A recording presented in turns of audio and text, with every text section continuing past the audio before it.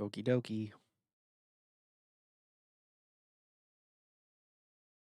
Live Friday night. There's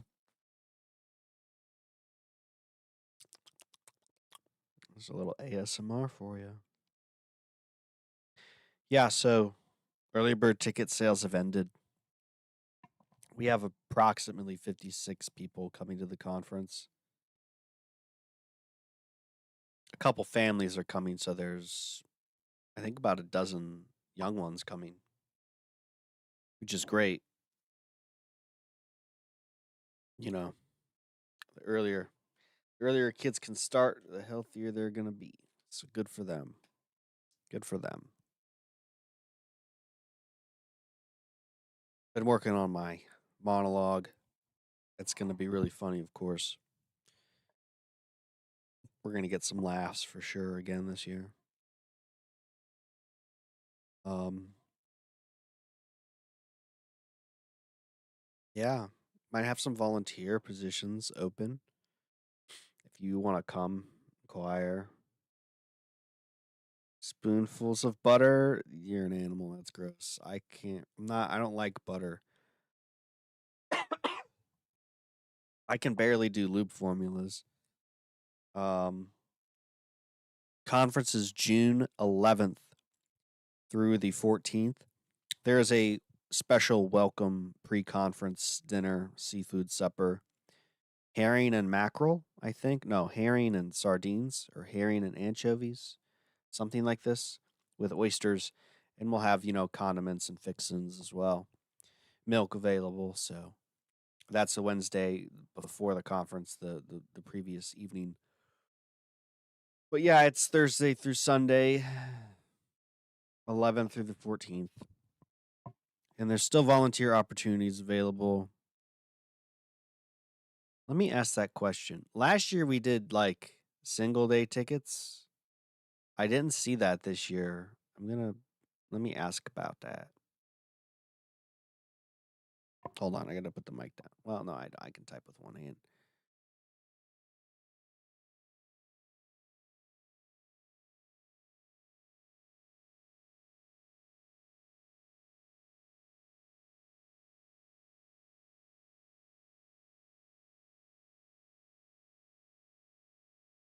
Actually, I could just check on the website. Last time I checked, they weren't on there though. But last year we had them. I think we wanted to drop them because I don't think that many people used them. So let me check here. Yeah, so today, I had a swordfish for the meat meal. It's pretty good. Some fresh swordfish with the lube. I bought a cold pressed juice from Kroger, and all right, well that's not really helpful.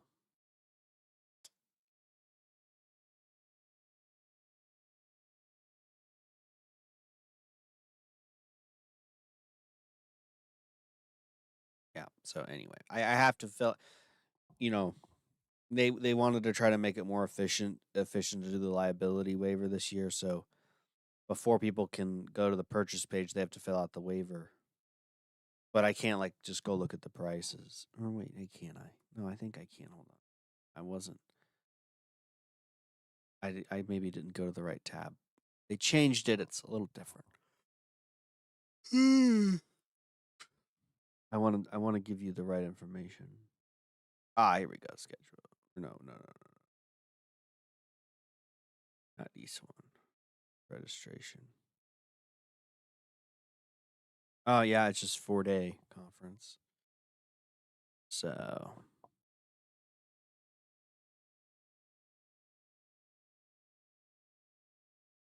yeah. Yeah, fresh butter is definitely a lot more palatable, but the flight's gonna nuke your bank account. That's okay. You'll make it back. Money comes, money goes. You'll be able to make some good content. So fortunately, I landed a job that involves me moving to a new area. It has been a pain in the But to find pristine quality, fresh, never frozen beef is wild caught seafood. Yeah, of course. Yeah, wild caught seafood. You can get air chilled chicken at most supermarkets, actually. So there you go.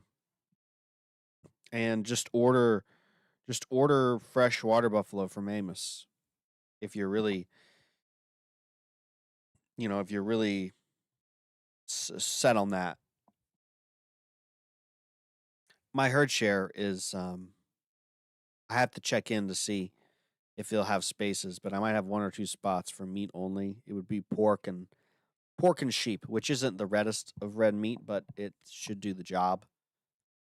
But yeah, fresh seafood is great. Even if you can find frozen seafood that's like your halibut, your halibut, orange roughy.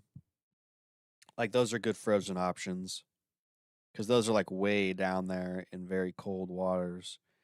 So, but yeah, wild caught seafood's great. You know,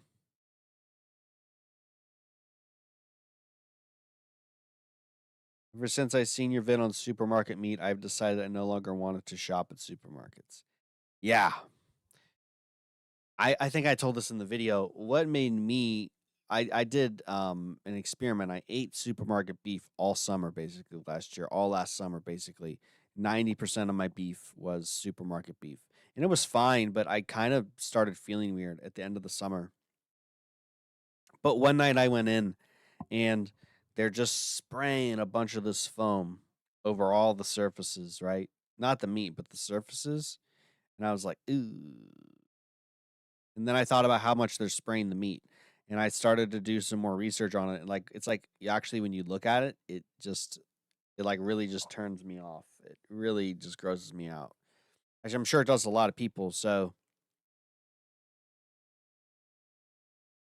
like I was like, no more, man. It's like if I go buy meat at the store, it's usually air chilled chicken, never beef. And we're doing maybe fish, depending. The supermarket I go to, the chain, they used to have fresh swordfish all the time for $12 a pound. It's crazy. So I was buying it up, of course. But then they decided to stop that. They jacked the price up and then they made it frozen only. So, and they also doubled their oyster price. Well, they didn't double, but it increased by 25%. So I started going to Kroger and buying oysters at Kroger. But seafood at Kroger is not good. I would not do that. I think if you have a Meyer, I hear they have pretty good seafood. But there's a specialty market I go to. It's kind of a high end health food store. And where else do I buy my fish? Um, Whole Foods is good for fish. You can buy whole, fresh mackerel at Whole Foods for I don't know, $9 a pound, which is really good. So yeah.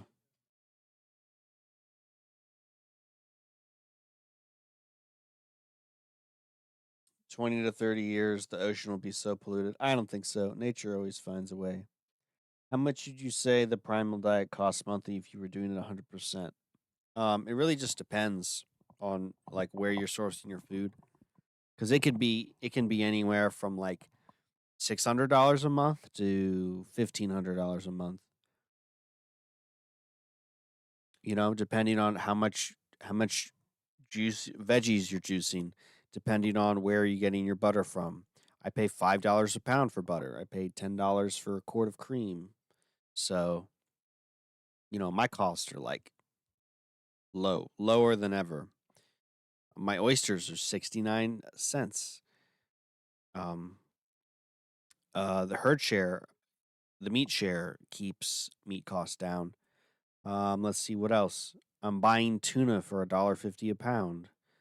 So yeah, my food costs have like jumped off a cliff in the past 4 months, and it's awesome. It's pretty awesome. So I'm spending like $600 a month, maybe even less now, probably. Wait, let me do some math. Hold on. Spend about roughly $100, $120 on eggs and my milk and butter plus 25.50. So like 170 for dairy and eggs. 170. And then I haven't been doing vegetable juice. I've been doing grapefruit with cream in the winter, all winter long, pretty much. Occasionally buying a cold pressed juice from Kroger, the Evolution juices. They're not bad. They're okay. Um, but once or twice a month, that's like $6. So, and then I'm buying an extra gallon. Oh, I accounted for that. So that's like still less than $200. I'm buying probably $50 a month in oysters. That's like $240. Okay. And then I spend probably, I want to say $8 to $9 a week on the tuna. And that pretty much feeds me for the whole week with meat. So that's another $40. So it's $300. Yeah, I'm like $400 tops a month on the primal diet with my food sourcing because I've just got it down so well. And it's just you just have to spend the time. You just have to spend the time to do it and look around. That's really all it is. But it isn't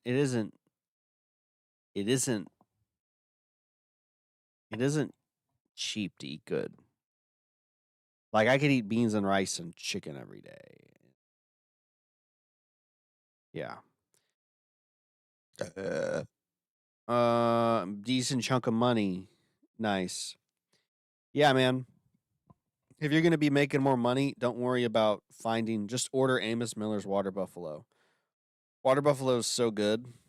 It's better than beef, in my opinion. It's more lean, sure, but if you can get some fats, it's not a big deal. The butter, the cream. You don't really need the animal fat like that. But yeah, Water Buffalo's bussin'. I love Water Buffalo.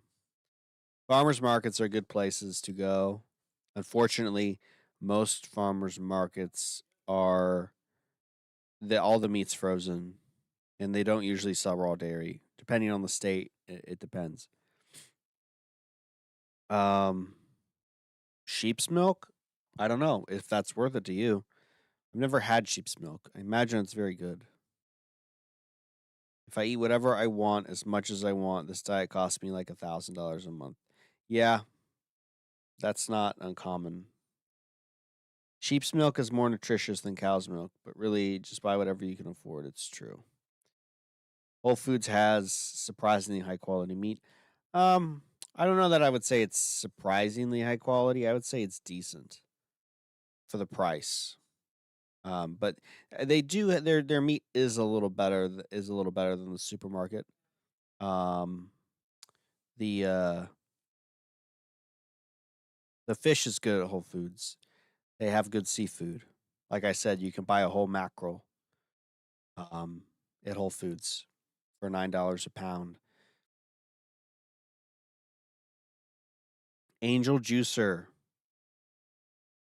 I would say if you are going to be committed to juicing for a very long time, buy an Angel Juicer. Yes, I know Adam has a Angel Juicer. It's your only option and you're in Canada. Yeah, well, you're in Canada, it's a little tough up there, so, you know, goodness gracious. I'd say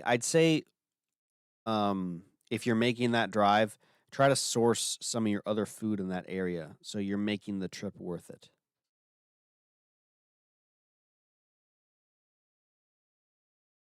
Yeah, I don't know, sheep's cream may be prohibitively expensive because sheep don't produce as much milk as cows. Cream is efficient from coming from cows because they produce such a large volume of dairy. But for something like a sheep, I don't think the economics would be there. I think they have quite a good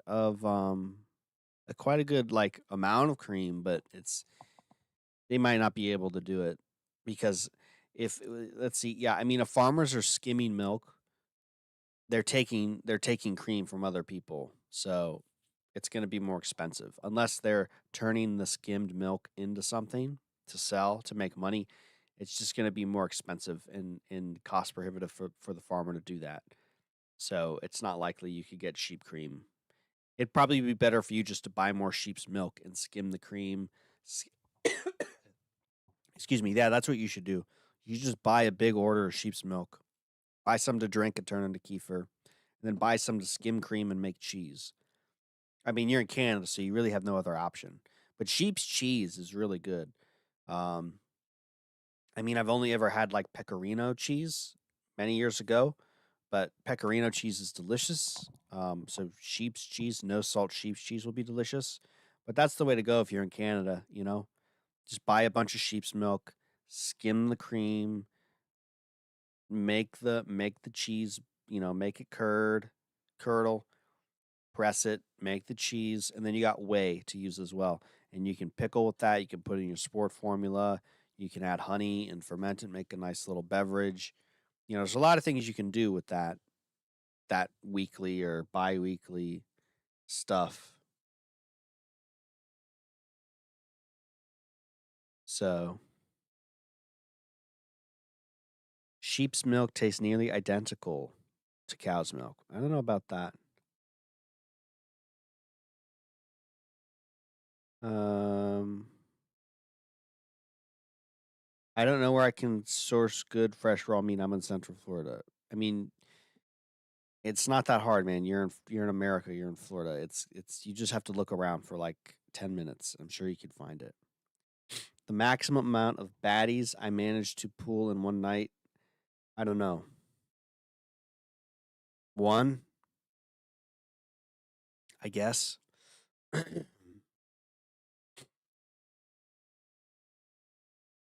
How much should I have a week if I'm very underweight? I don't know. I don't know. You just telling me you're underweight in a text message is not helpful for either person. It's not helpful for you to describe your situation. It's not helpful for me to help you with your situation.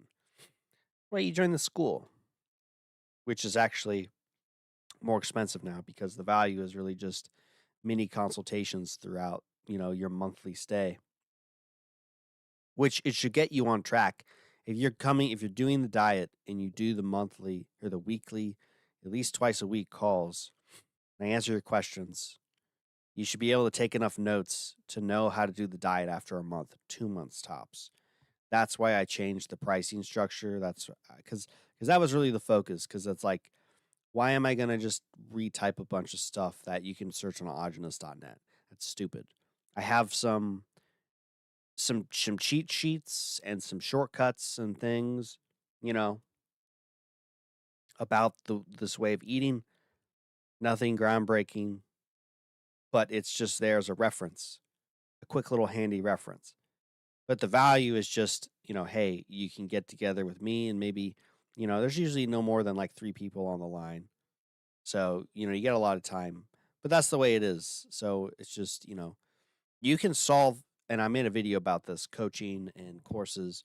You can solve your own health problems. You just have to put the time in. And if you don't want to put the time in, you got to put the money in. That's just the way it is. So I don't know. As much cream and milk and dairy as you can if you're underweight. There you go. Sheep's milk is naturally homogenized. I don't even think you can separate it from the cream.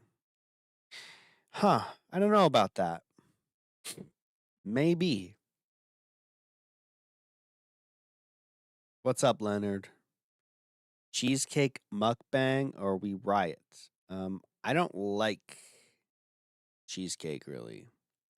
I don't like making cheesecake. What I prefer to do is just to get cold butter and then cheese with honey, and I just like to put it all together in my mouth and eat it.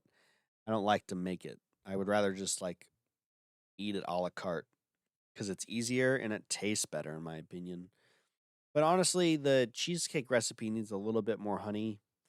Of course, I am a little bit too worried about it being too sweet. How often does Amos sell his fresh, never frozen water buffalo? All the time, constantly. Because water buffaloes are not regulated by the USDA, it's the only thing he can sell fresh, pretty much. Chris, does fermented raw milk help with seed oil detox. No, not really. I think my budget would allow me to have this daily. I mean, he sells the water buffalo roasts, like water buffalo chuck roasts for like $5 a pound. It's super cheap. It's super affordable. Where Amos gets you is the shipping and handling. But if you're ordering enough meat, which honestly, or if you order fresh meat, it should last you 2 weeks. If you get, a ball jar, get some half gallon ball jars, wide mouth, and fill that up with meat. That'll keep 4 pounds of meat. If you put if you get two, three, four, you get if 4 of these jars, you fill them up with meat, that'll last you 2 weeks and they'll stay fresh. Because if you fill them up top with no air, they're gonna, and you put them like in the back of the fridge, um, they're gonna stay cold and they're gonna stay fresh. So that's your best option if you're really committed to the red meat.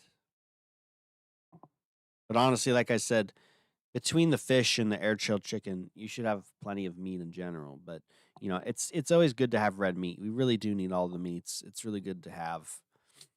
I mean, like lately, I've been doing the tuna, like I said, all the time. But I have to have some beef. I have to have some beef once a week, once every other week. So I need it.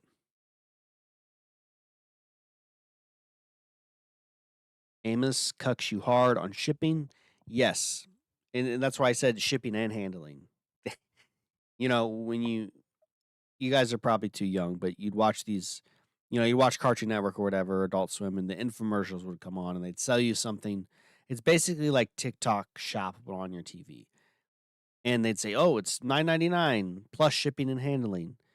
Shipping and handling is one cost usually. But for some reason Amos treats shipping and handling as two costs. He charges you for shipping and then he charges you for handling. You pay for shipping and handling. It's two costs. It is expensive. How do you get rid of advanced glycation end products which are already in the body? Just do the diet. Do the diet. Just do the diet, drink your vegetable juice, and take baths. That's the best way to get rid of them. They've charged me $125 for shipping before. Yeah, I believe it. How have you progressed on the diet? I was only able to really do it for 3 months from now. Stint. Would you say it really turned your health around for the better energy, sleep, etc.? Yeah. Of course. I mean, that's sort of a nuanced question because there's detox. I've had a significant amount of detox. So some people would say like, "Oh, that was not good for me." It was not fun, I'll say that, but I definitely feel better after. I did have problems with sleep, adrenaline detoxification. I was um I was waking up at night. n- Um Not adrenaline detoxification and insomnia, but I was just waking up at night. Endogenous said, "Oh, you're not getting enough protein, blah blah blah."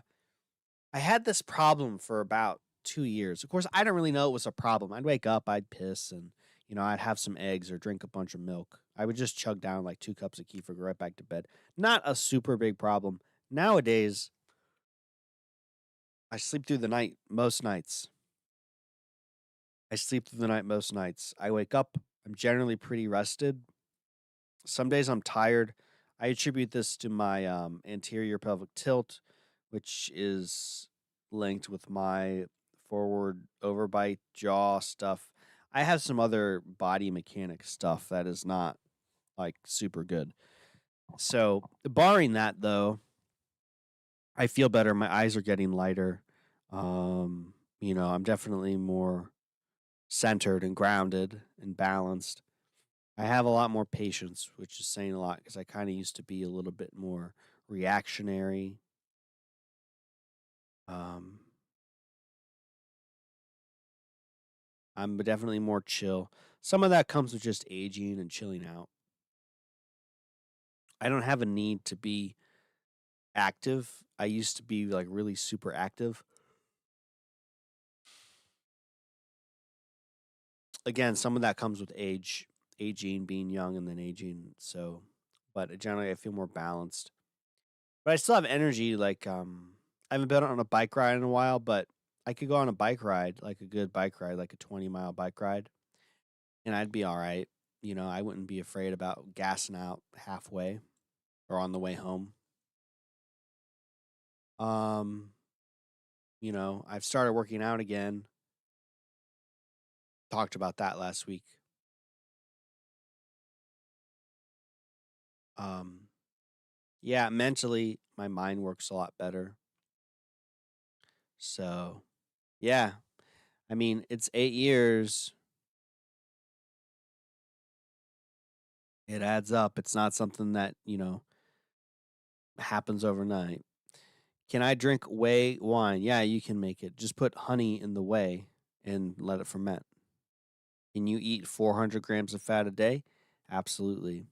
What do you guys think about donating blood to detox? I think sort of a that's sort of a like a wash because you're just getting rid of blood. It's like, are you offsetting the amount of blood you have to create by getting rid of the blood you have? I don't know. I don't know the answer to that question. How many pull-ups can you do? I don't really know. Generally, I do like 5. Generally, I can do like 5. I can do at least 3, but I could probably do 5. I haven't done pull-ups in a while. Generally, I have this like 3.5, 4 gallon thing of water, and I'm like pressing it, and I'm like holding it and standing up with it, and doing zerker squats with it. Yeah, stuff like that. This compound exercises, mobility. So, I've been doing some wall stands as well. I try not to do too many handstand push-ups because I've kind of overtrained. Because it was like really cool. It's like really cool to do. Obviously, it's like a good like showboating technique. But I've just kind of overtrained my shoulders. They're like stronger than my chest, so I'm trying to work and build up my chest to get my chest on the same level as my shoulders. So, um, yeah. But yeah, I've done handstand push-ups on the stream before. Can you react to the diet's effect on foreskin restoration? No, because I'm not currently doing that. I do need to buy a Mantor Restore and get on that though. Um, I would just assume put some butter and marrow on the glands while you have it covered to help, you know, re, you know, restore it faster. I mean, that's the only thing you could do pretty much. Um, you know, it's just stretching skin. It's just mitosis. You're stretching the skin until it creates the necessary barrier to restore coverage to the glands so it can function again. Can I grow a third limb with the primal diet? Might have to start having a block party here, guys. Might start having a block party. Questions like that. Donating blood just sounds like blood loss for me. Makes me think it's bad immediately. Yeah, and honestly, like donating blood, it's just a scheme. It's just a pyramid scheme for vampires. That's all donating blood is. Honestly, if you never took those things, you honestly people should be paying you for your blood. Honestly. What would an optimal day of eating in the primal diet look like for someone who has to be physically fit? Um, well, I would say as a baseline, just doing the diet. Pretty much the general recommended eating schedule. That's um that's what it would look like generally. That's what it would look like for most people. Now you can modify that. Maybe instead of so many servings of vegetable juice, you do a sport formula instead. Maybe you throw in some cooked starches. It just depends on what that means to you. What does physically fit mean? That means different things. For swimmers, for track athletes, for wrestlers, for combat athletes, for curlers for people who bobsled. You know what I mean? These different levels of fitness require different levels of nutrition. Donating blood is a horrible idea. Also, Lord knows what those people do with your blood. Yeah, exactly. Yeah, that's also why you should never have organ donor on your license. You should never have organ donor on your license because if you look like you're not going to make it, they'll commit your organs to other people and they'll just let you die so they can harvest your organs. You're basically putting a sticker on your life that says, "Hey, take my organs, let me die." And again, like I said, if you're on this diet and you've been eating clean and haven't been taking pharmaceuticals, people should be paying you for your organs, or at least your loved ones. So yeah, don't be an organ donor. It's not good. How is being fat on Primal look different than being fat on Standard American in terms of appearance? Um, because you're more compact, you're more resilient, you know? There's like a level of inflammation you don't have, so you're not as bloated. For instance, well, here's another thing too. I have a gut. And I have a gut because yes, I am a little overweight. But I don't think I'm over 180 pounds. I haven't taken my weight in a while, but I don't think I'm over 180 pounds. But I do have a gut. But this is because of again my posture. I have anterior pelvic tilt, so my pelvis is tilted forward, and my gut sticks out a little bit. So how do you know if you have anterior pelvic tilt? Stand up against a wall or lay down on your back. And if you can move your hand behind your back, that means you have anterior pelvic tilt. It means your pelvis is tilting forward. It's driving the top of your pelvis forward, which means it's driving your stomach forward. It's going to make your gut stick out. So when I stand up straight, I actually have less of a gut. But when I'm just normal standing, it's like, yeah, my pelvic tilt stretches out a little bit. But yeah, I mean, the other thing too is muscle weighs more than fat. So if you do the diet right and you do a little bit of exercise and you're eating the red meat, you're going to gain muscle naturally. It's going to beef you up. You're going to gain weight, but you're not going to look fat. You know what I'm saying? Because the muscle is more compact than fat. The blood goes to higher ups where they drink it. Some of it, sure. Deodorant. What do you use? I don't. I don't use deodorant. Everybody around me is bathed in fragrances. I'm not really in situations where people can smell me, my body odor. And honestly, I don't really have too much of a body odor unless I go a long time without washing. Um, if I do sweat, I do have some BO, but it's just normal BO like everybody else. I don't really care. You know, the thing is, if someone's offended by how I smell, they're the ones who are offended. That's their problem.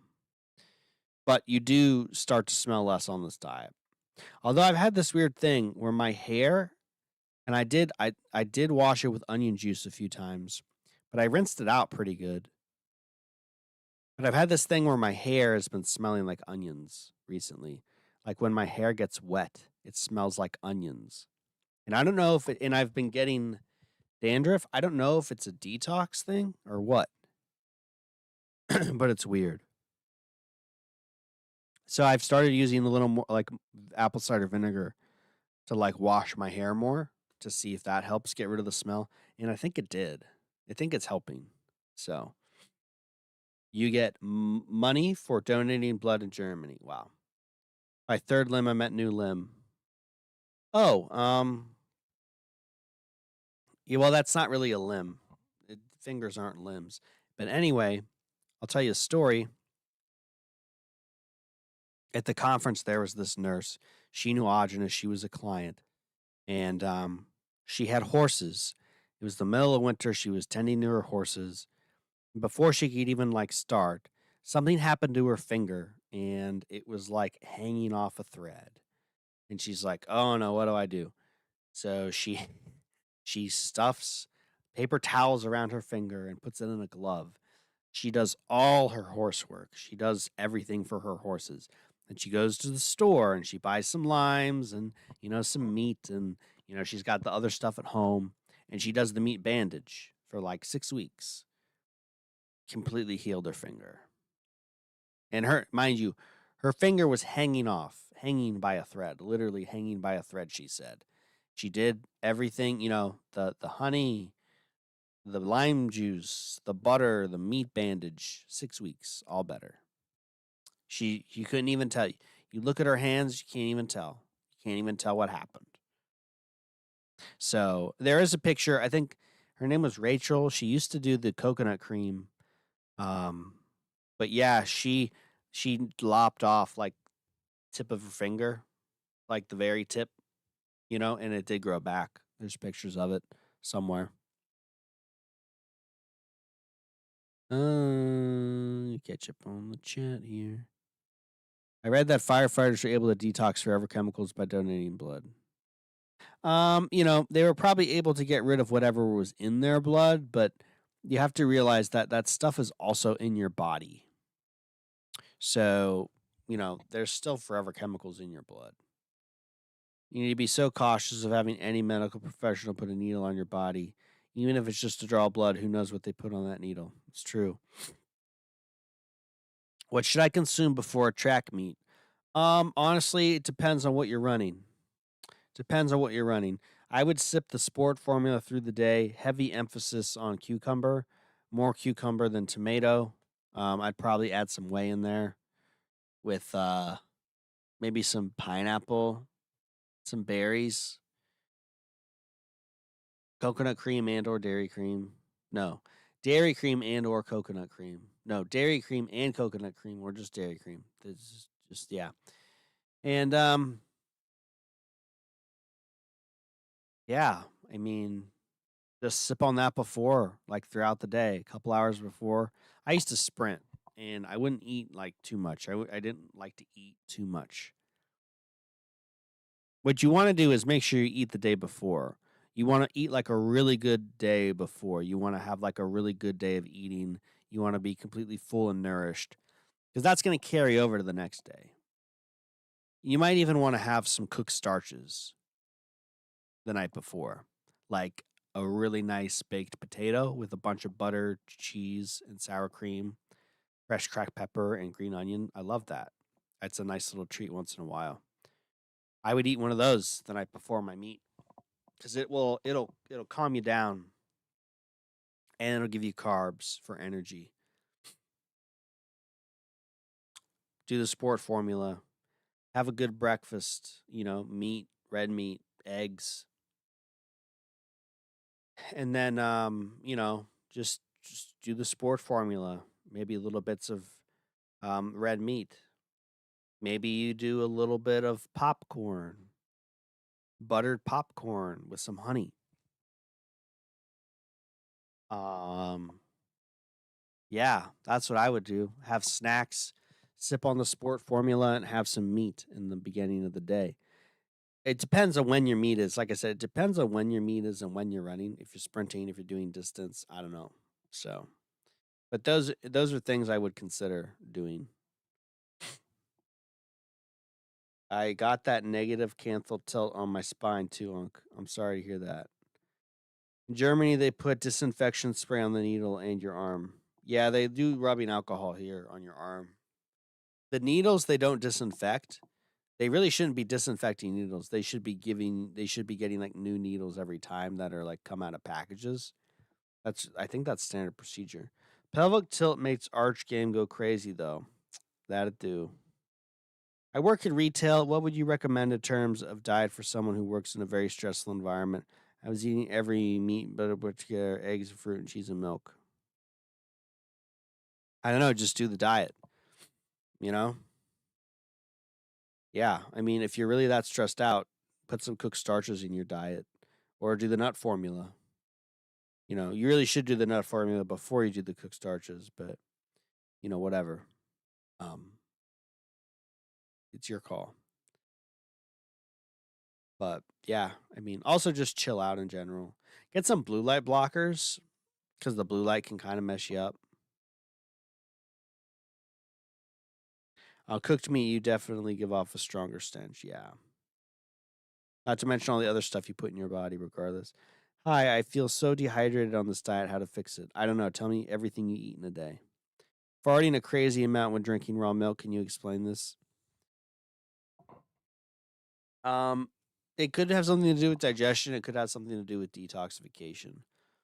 I get gas sometimes when I eat certain things, and then I don't get gas when I eat those things. So I'm not always gassy. It depends on the food combinations and timing, like eggs. Generally, eggs are okay, but every once in a while, I'll eat eggs, and man, I rip some pretty nasty farts. But then it goes away. Same thing with vegetable juice, especially if it's a little fermented. If it's a little fermented, I'll get a little hurt and gas, and then it goes away, and I fart, and it's better. But fresh doesn't really do that to me anymore. It just depends. How old am I? I'm too old. I'm unk. I'm chopped and I'm unk. People, there's people who do mogging. I do chogging. It's chopped. Like I mog because I'm chopped. I do chogging. I'm a chogger. What places on earth are best for living optimally? Uh, Honestly, the United States, pretty much. The United States is the best place to do the diet, basically. Not every state, but generally like the United States. Um, like Ohio, Pennsylvania, New York, Florida's pretty good. California, Oregon, Washington, Missouri, Kansas. Yeah, Wisconsin, pretty good. Those are generally the states. Um, you know, Europe isn't too bad. Some places in South America not too bad. Thailand is all right. Indonesia is all right. A lot of pollution in these Asian countries, though, in the cities at least. Um, Also more pesticide use. Just as much. There's pesticides everywhere.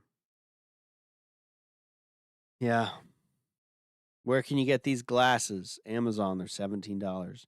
Just search up blue light blockers and you can find them. There's like a couple different designs, but they're like $17, $19. I notice I get some diarrhea when I drink milk cold, but when I started to swish my mouth for a while before drinking, that doesn't happen anymore so far. Yeah, nice. I'll go months without any gas, and then one day I'm ripping up a storm. It's just how it is. Exactly. Yeah. Like that kind of gas is a detox gas for sure. But what Gung Ho is describing is probably more of a digested issue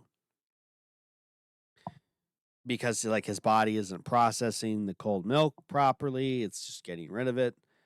I can chug cold milk. I don't have any problems with that. It might not digest as well, but I'm not getting issues from it. But like Resident Raw said, some days it's just time. I believe detoxification happens in layers. So like as you rebuild new cells, it breaks away old layers of your body that have toxins in them, some more than others. And some days you're just at that layer and it's just making gas. So is the gas most likely detox? I don't know. I can't. I don't understand. I don't know. I don't know. I don't know. You don't give me enough details, guys.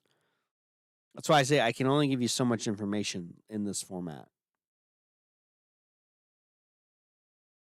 If we can have a conversation or a video chat, I can give you a lot more information. If you had no access to butter, but you had milk, would you consider making your own butter? No, I can't make butter. I'm really bad at it. So, no, I wouldn't even waste my time. Wouldn't even waste my time. I would just get animal fat and pineapple blended together and eat that with my meat meals. That's what I used to do. Also, don't chug. Yeah, chugging's not great, especially if you're just starting out. But like my digestion, I've always had really strong digestion. Like just my stomach is just kind of like just like a furnace. It's like I've always had an iron stomach. and I just really good digestion. Despite everything else, it's really surprising, honestly. But yeah, I chug milk all the time. Generally, I'm chugging fermented milk, so that's a little better. But yeah, but Goatus never farts. Well, he's lying. He's a liar, dude. Come on. Maybe you're probably just making a joke, but there's some people out there, some Goatus cells, who are not joking. I can't do cold milk, but after many years on this diet, I could chug milk just fine. I'm not sure I'm not digesting as well, but I don't really care. Yeah, exactly. Like chugging cold milk it tastes amazing. I still sip my veg juice and water though. It's only the milk I can't help but devour. Yeah, I've actually started drinking my vegetable juice a little faster because I don't think it's good for your teeth to sip vegetable juice because vegetable juice, even though it's an alkaline thing, it produces your saliva to be acidic. So it's not good for your teeth.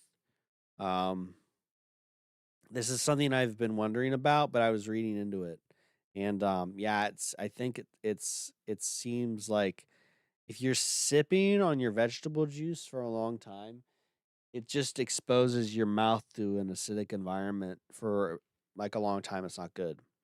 So I'm not chugging my juice, but I'm definitely like I'm drinking it kind of fast. Like I try to drink my vegetable juice in 10-15 minutes tops.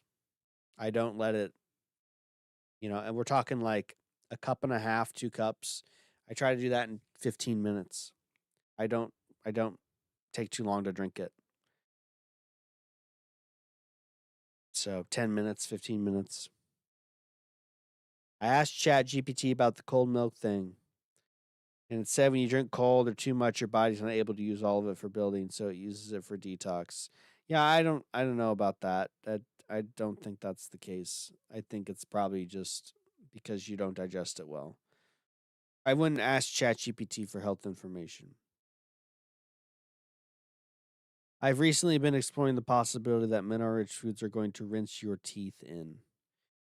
Do you mean rinse as in like they're bad for them or what? That's some new gen nephew slang. I don't follow that. Animal fat and unripe pineapple, but here they only sell ripe pineapple. Should I still go with it? Yeah, just do the best you can. Just get the greenest pineapple you can find and use that. Teeth are mostly calcium. Gerolstein is very rich in calcium. Makes sense to me that rinsing your teeth in Gerol is beneficial for your teeth. Yeah. I don't think the carbonation is really an issue for the teeth. Um, my teeth, like in the summers, I drink a lot of Gerolsteiner, but my teeth don't get any weaker. My teeth have only gotten stronger. Reread my message. Okay. Wow, a lot of sass on you. I think just having the oysters is really key for your teeth. The oysters and the dairy and like liver or stuff. If you have those three things, I think you can't go wrong with your teeth. And you're taking care of your teeth as well. Because I mean, my teeth are just great. Like I have no problems. Gerolsteiner is addicting. It's really good. I need pineapple to lube formula is a huge hack. It tastes even better, and pineapple helps with digestion, so win-win. Yeah, you can also grate a little ginger in the lube formula too. You get a little ginger lemon honey flavor if you get tired of the pineapple. The ginger does the same stuff, similar stuff with the pineapple. So, but yeah, good call out, Kung Fu. Is raw milk the best mouthwash? Yeah, I mean, well, no. I'd say fermented coconut cream is probably the best because the fermented coconut cream helps with detoxification. Raw milk doesn't really do that. Raw milk helps like wash out your mouth, but that's it. Your coconut cream, your fermented coconut cream, your coconut oil is going to provide an extra benefit to coat the mouth with fats, um, help mineralize the teeth, and just plug this in. Also, helping to pull stuff from the gums. Yeah. Yeah, I wonder about the smell on my scalp and the dandruff because I had bleeding in my gums. I just noticed I had bleeding in my gums, which is weird. It's new for me. I didn't really have that.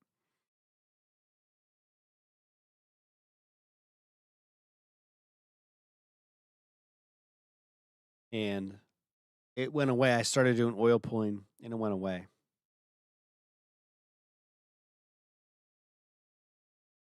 So, you know, yeah, hard maxing over oysters. Cope alert. Well, odd says sparkling water whitens teeth because it kind of shreds the enamel. The white hydrogen peroxide whitens teeth.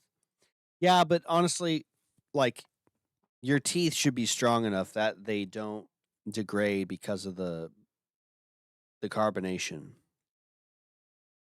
You know what I mean? Like if your teeth are strong enough, it's not going to matter because they're gonna have a good shield. Are oysters which have been treated still worth it? UV treated? Yeah, I mean it's yeah, it's not the best, but it's all right. Generally, UV treated oysters are farmed oysters. There really isn't a difference how farmed or wild oysters are raised, aside from the net and the UV and stuff. But if you can get wild caught oysters, they're generally not UV'd. From my research, I'm not saying that's like foolproof, but generally, I would say the farm ones are more. Yeah. Am I married? No. Isn't bleeding gums a symptom of low vitamin C? No, it can't be. I've been eating a grapefruit every day all winter. I've been getting, I've been getting glands every month from the herd share. I've been I've been drinking lubrication formula 3 to 4 times a week. I'm not deficient in vitamin C. That'd be crazy. Is the black box in the corner supposed to be showing something? Oh yeah. I forgot to put the chat box up. That's the chat box. Let me fix that. See, I don't live stream as much as I used to. I just get kind of rusty. So let me fix that for you guys. So you got some chats. I don't know why. Someone told me to put this up here. I can never read this stuff, but I guess some people can. And good for you if you can, but I can't. But you know what? I do it for you guys. So there you go. Vitamin C is pretty useless. It's mainly used for sugar processing in the body. Oh, we got Bill Nye over here. How about that? How much do you estimate you spend on food per week per month? I already did the calculations earlier, about 30 minutes ago. I spend about $400 on food a month, and I broke that down because I get my dairy so cheap. Because I get tuna for $1.50 a pound. Because I get oysters for 69 cents. Because I've been eating a grapefruit every day instead of vegetable juicing. If I want to drink vegetable juice every day, I'm probably spending another $25, $30 on produce, depending on what I'm buying. Um, I'm working the farmer's market again this summer. So that's good because I'll be able to get like lots of good free produce. I'm actually be working for a few different farms, so I'll have a nice diversity. So yeah, I mean that's the other thing too about farmers market is you get free stuff, free food, quality, and I get to juice it, and it's free money, it's free food. So hopefully I don't have to spend too much on juicing. Maybe $10 for some celery, and I buy some other things. Like I get some other things from the markets: the asparagus, the beets, the carrots, the lettuce, some other leafy greens, maybe. I'll probably grow some kale because kale's just so easy to grow. Um, but yeah, I how cheap do I get my milk? I can get A1 milk for $3 a gallon. I get A2 milk for $7 a gallon. I get a pound of butter for $5. Um, I get cream for $10 a quart. Is blood good to drink? Nah. I think blood's overrated. I don't think blood is necessary. Um, I think the fact that you have to find blood that is so pure and clean, it makes it just very cumbersome to source and not worth it. Especially considering like you'd have to slaughter that animal or find someone to slaughter animals for you and collect the blood, which is just it's a whole thing. I don't really think it's worth the effort. Scurvy is a fresh food deficiency, not a vitamin C deficiency, for example. Wow. Amazing. Interesting. Interesting take. Hot take. Yeah, so I don't really care about I've consumed a fair amount of blood. Usually blood with milk. If I drank pure straight blood, it made my tum tum hurt. So I stopped doing that and I started doing it with milk. But honestly, the um the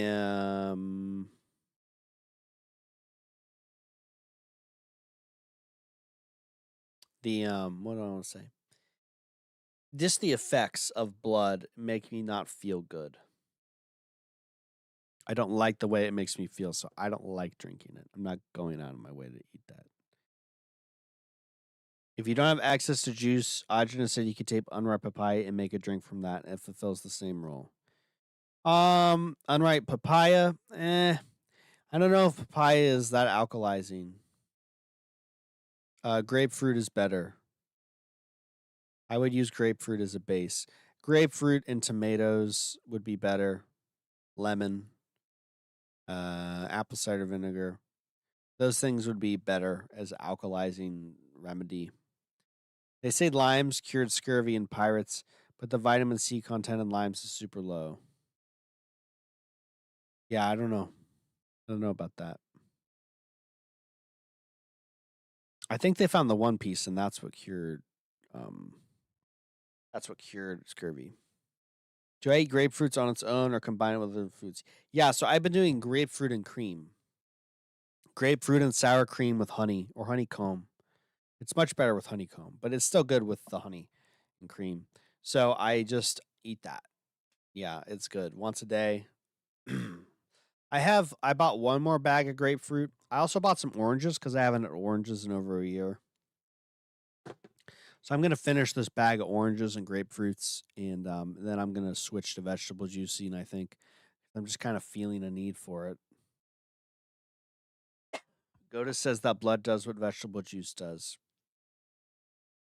Yeah, in some ways it probably does, but you're just not gonna be able to consume you're not gonna be able to find a consistent supply of fresh blood that you need.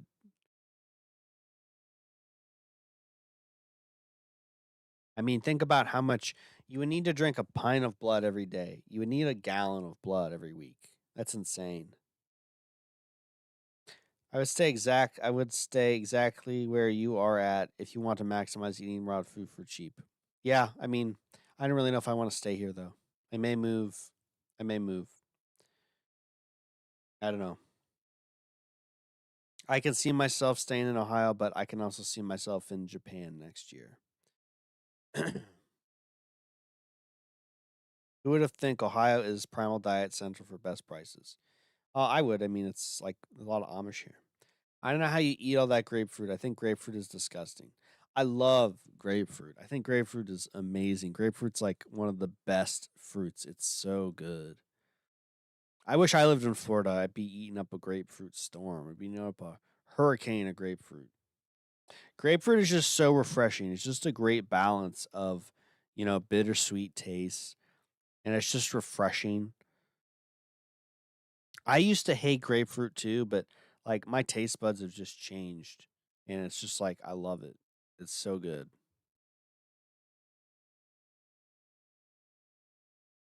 Have I tried Audinus's male birth control recipe? No. Is cantaloupe okay to eat? Yes, I like eating cantaloupe in the summer when it's fresh because it's the only time it tastes good. You get it from a farm, like a real farm, and you buy it. It tastes good.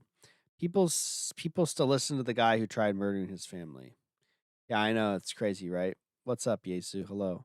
Ohio is really good for primal diet. Yeah, it is. Would you ever consider any tropical countries in the Caribbean? Um, I have someone in my school. She's from Puerto Rico. She invited me to come down, but I'm like, I don't know. Maybe. She said the hurricane really wiped out all the farms and everything got redeveloped with a bunch of like fast food restaurants and stuff, and now everybody's really unhealthy. She said her family has some land and she's trying to reclaim it. She's the only one who cares about it. They used to have a bunch of fruit trees and some goats. So, yeah, I mean, I could go to Puerto Rico, I guess, but I don't know. Car by Q lived in Ohio. Yeah, he did. He was from Cincinnati. That's why his mom knew Augenus because they're from Augenus is from Cincinnati. Augenus would go through Cincinnati, and that's how she got on the diet. It's funny. I live in Florida and eat zero fruit. We're better off without fruit, but grapefruit is just too bussin'. The last time I ate fruit regularly was over a year ago. Yeah, some people are better off without fruit. In the summer, um, when the fruits come out and they're fresh, I like eating that. We're gonna get we'll get the strawberries. I'm gonna be bringing a lot of strawberries to the Primal Diet Conference for strawberry ice cream, and we'll have that, and then peaches are gonna come on. I don't know about blackberries this year because of the frost.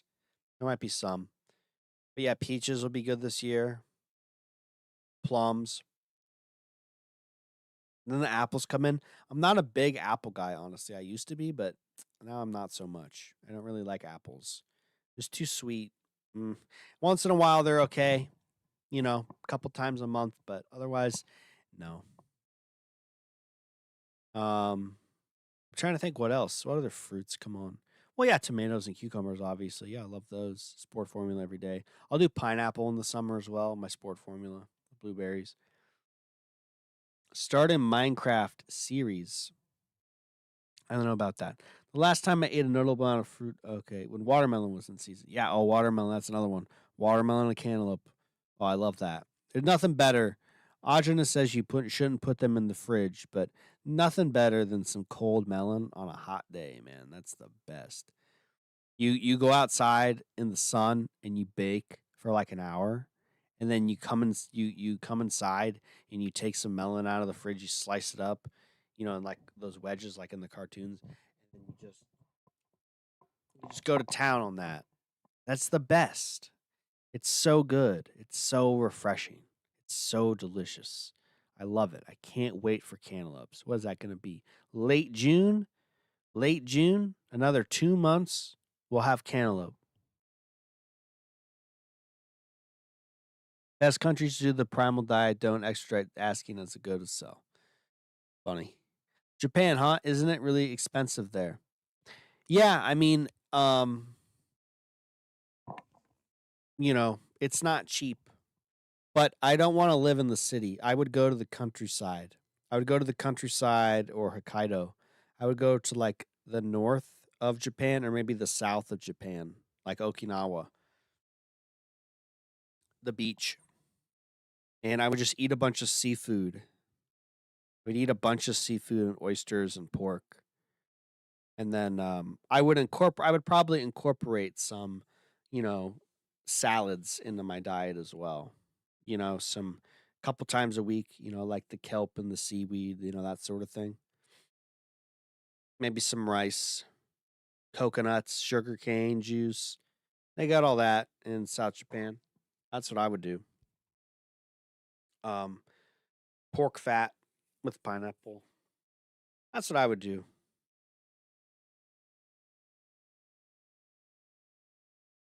But yeah, Japan's expensive, but I mean, America's expensive too. Like, I mean, sure, I'm not spending a lot on the diet, but man, everything else is so expensive. And it's just getting worse. They want to just destroy Ohio with all these data centers. This Vivek Ramaswamy, he's gonna. Well, actually, I don't know. He might lose to Amy Acton, but who's this? She was a COVID czar and shut the state down. But she actually has a pretty good chance of winning because of how unpopular the Republicans are. I think she'll win, honestly. But she's she's an alcoholic with she's an alcoholic on like antidepressants and stuff because she can't handle pressure. So she's just going to be a puppet for the establishment. Either way, they're going to get whatever they want to get out of Ohio, the technocrats. So it doesn't really matter whether it's Vivek or Amy Acton. It doesn't matter. So, but it's kind of like, what am I supposed to do? Like, do I just want to keep living here? Like, my electricity is going to go up, my water is going to go up. Water is just going to become more polluted, and demographics are not demographics are not what they were 30 years ago. You go try driving around some places in some of these cities, man. It's like I feel like I'm back in India or South Asia. I don't feel like I'm driving in America. You have all these people on the road who don't know. Last week, I think it was in Delaware. Some guy from Africa, some illegal, he frauded his way into getting the CDL, and he just like destroyed this beautiful family, this beautiful American family. He just ran into the back of them, just killed him, just killed him. And he's been in the country for like over a decade. And they didn't get him out. But that's the thing. You have all these people. It's like, how many thousands of these people do you have just driving around on the roadways? They're just driving around these weapons of mass destruction. I bet more Americans have died in automobile accidents by like foreigners than have died in like the Iraq war or something. It's really just ridiculous. So it's like, maybe that's a little hypocritical. Well, you're immigrating to Japan. It's like, yeah, okay, but like, where am I supposed to go? Like, everyone could come to my country and get everything for free and, drive trucks and kill people. And then it's like, what am I supposed to do, man? Like, everything's getting more expensive because most of these people live off the government. And then they can get jobs for cheap because they're living off the government. And then, companies are just like, well, we're going to pay you this much because we can pay, so and so this much because they're subsidized by welfare, by your tax dollars. It's like, okay, well, it's like, man, I want to like, own.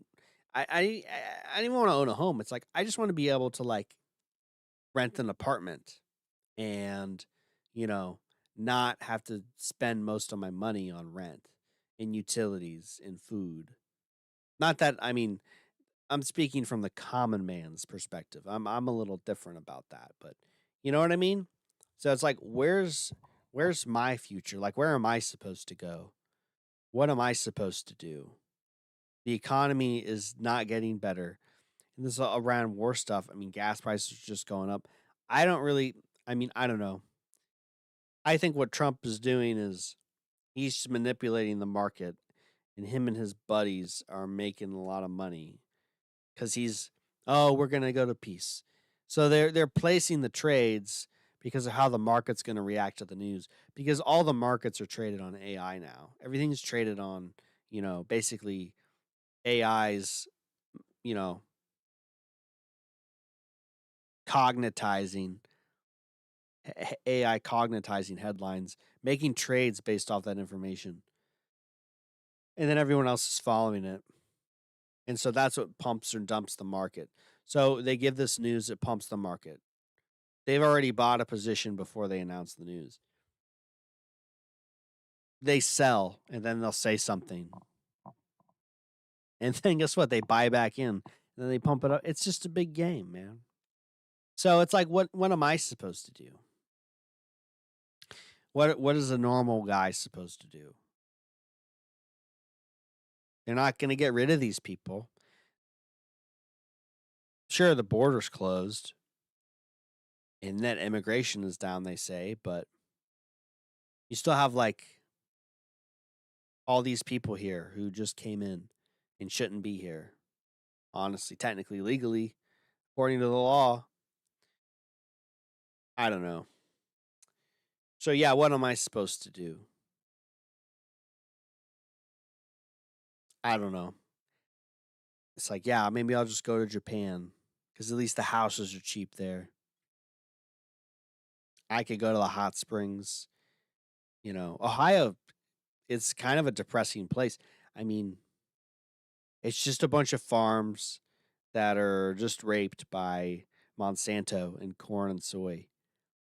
Like, I mean, they kind of look nice, but you breathe around them, they gives you cancer, literally. And everything is just developed the same. All the small towns, Burger King, Cane's, McDonald's, Arby's, Exxon, Marathon, BP, Wendy's. It's just like carbon copy that times 100 in all the small towns. Like there's no local shop. And then the Walmarts. And there's no character. There's no soul. There's no soul in these places, in these small towns. And they're all dying because there's no jobs or the jobs that are there suck. And, you know, big drug problem. It's just depressing. It's just depressing. There's a lack of vision and hope for the future. It just trickles down. Hey, so it's just like, do I just want to what am I going to do? Am I going to go down with this ship? Am I just going to just take a gamble on where this ends? Like this trajectory? Not to mention the brewing civil conflicts, you know. Did anybody else catch how they extended the enlistment age to 42? So, yeah, I mean, they're doing stuff like that. They're, firing people and promoting people high up in the DoD. Yeah, they're not. I mean, they're planning to do something. It's like, do I really want to stick around for all this? What's the incentive? Do I want to stick around for all this just so I can scrape by and maybe have to like dodge the draft and deal with civil conflict? Like, do I really want to do that? Is that worth it? I don't know. I don't think so. It doesn't sound like worth it when I think about it. So I don't know. And let's face it, if they have a draft, no one's going to be safe just because you work at JP Morgan or, Apple or something. Like, they need bodies. They're going to get bodies. Like, it doesn't matter. Anyway,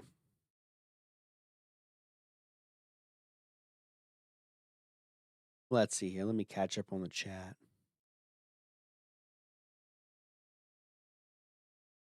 Did I vote for Trump? Hold on. Oh, wow. I missed a lot of chats. Frying in the sun watermelon. Yeah. Go to town with a melon after a hot bath. Yeah, I would take melons to the hot bath. How does raw milk ice cream taste? Much better. Can I make a video on eating poop? Nope. I don't need to make a video on it because it's not worth it. I'm not going to do it. I don't want to do it. It's disgusting. I'd rather die than have to eat poop. I've said this before many times. And I know everyone says, oh, you do the primal diet. That means you eat poop. It's like, well, no, I don't. I'm not going to. If I was dying, and even if Augenis himself came down from wherever the heck he is, oh, you must eat this. It'll make you better. I'd say, you wrote Augenis, you wrote we want to live. I'm gonna write we want to die. How about that? And I'm just gonna die right there. I don't care. I've lived 30 years. That's long enough. Okay, that's long enough. I've had enough. I'm fine. If I'm gonna die, like it's fine. It's whatever. Like it's whatever. I've lived. I've been around the world and I've done things. It's fine. I'm fine. I can go. It's all right. Ice cream from the store feels off. Yeah, it's disgusting. It's not even real ice cream. Is cosmetic surgery still bad if it's something like a Bimax, which can correct severe breathing issues? I don't know what that means. a Bimax. No, I voted for Trump in 2016 because I thought it was really funny, but I don't think I've voted since then. I have not voted since then because yeah, it's nothing. Is the Vivek guy pushing for data centers? Yes. Yes, he is. I think he has investments in companies that invest in data centers. So, best places in Europe must be Austria, South Germany, Switzerland because of raw dairy, basically around the Alps. Yeah, that's happening everywhere in the world, to be honest. Not everywhere, but most places. But in the Western world, but it's not cheap. No, it's not cheap up there in Europe. Location pills so brutal. Even DoorDash drivers are illegals. Yeah, especially DoorDash drivers are illegals. Yeah, it's funny how people say like, "Oh, they're illegal. They can't get documents. They can get an ITN. They can go to the IRS website and get an ITN. It's some sort of tax number identification. They can open a bank account. They can apply for financial aid from the government. It's so ridiculous. People will tell you're like, well, they're not actually taking benefits. It's like, no, they are. They are. It's like you see all these people and they're like they walk around with like new iPhones and stuff. It's like, yeah, how do these people who are refugees or asylum seekers, how are they getting money for new iPhones, brand new iPhones? How is that happening? It's crazy. Used to have an investment in data center company exposed to Ohio. Ohio is still in the early innings when it comes to the data center build out. Currently, Texas is hot. Yeah, we Ohio, they need to start banning them. I think one county actually banned data centers from being built in them. And I think a lot of counties need to take the same way because the state's not going to do anything. I knew a guy who was an illegal from Colombia and he would DoorDash under someone else's account. Yep. I've also seen that you'll get DoorDash from a guy called John or something, and some illegal Mexican lady would show up name instead because she's using another person's account. Yep.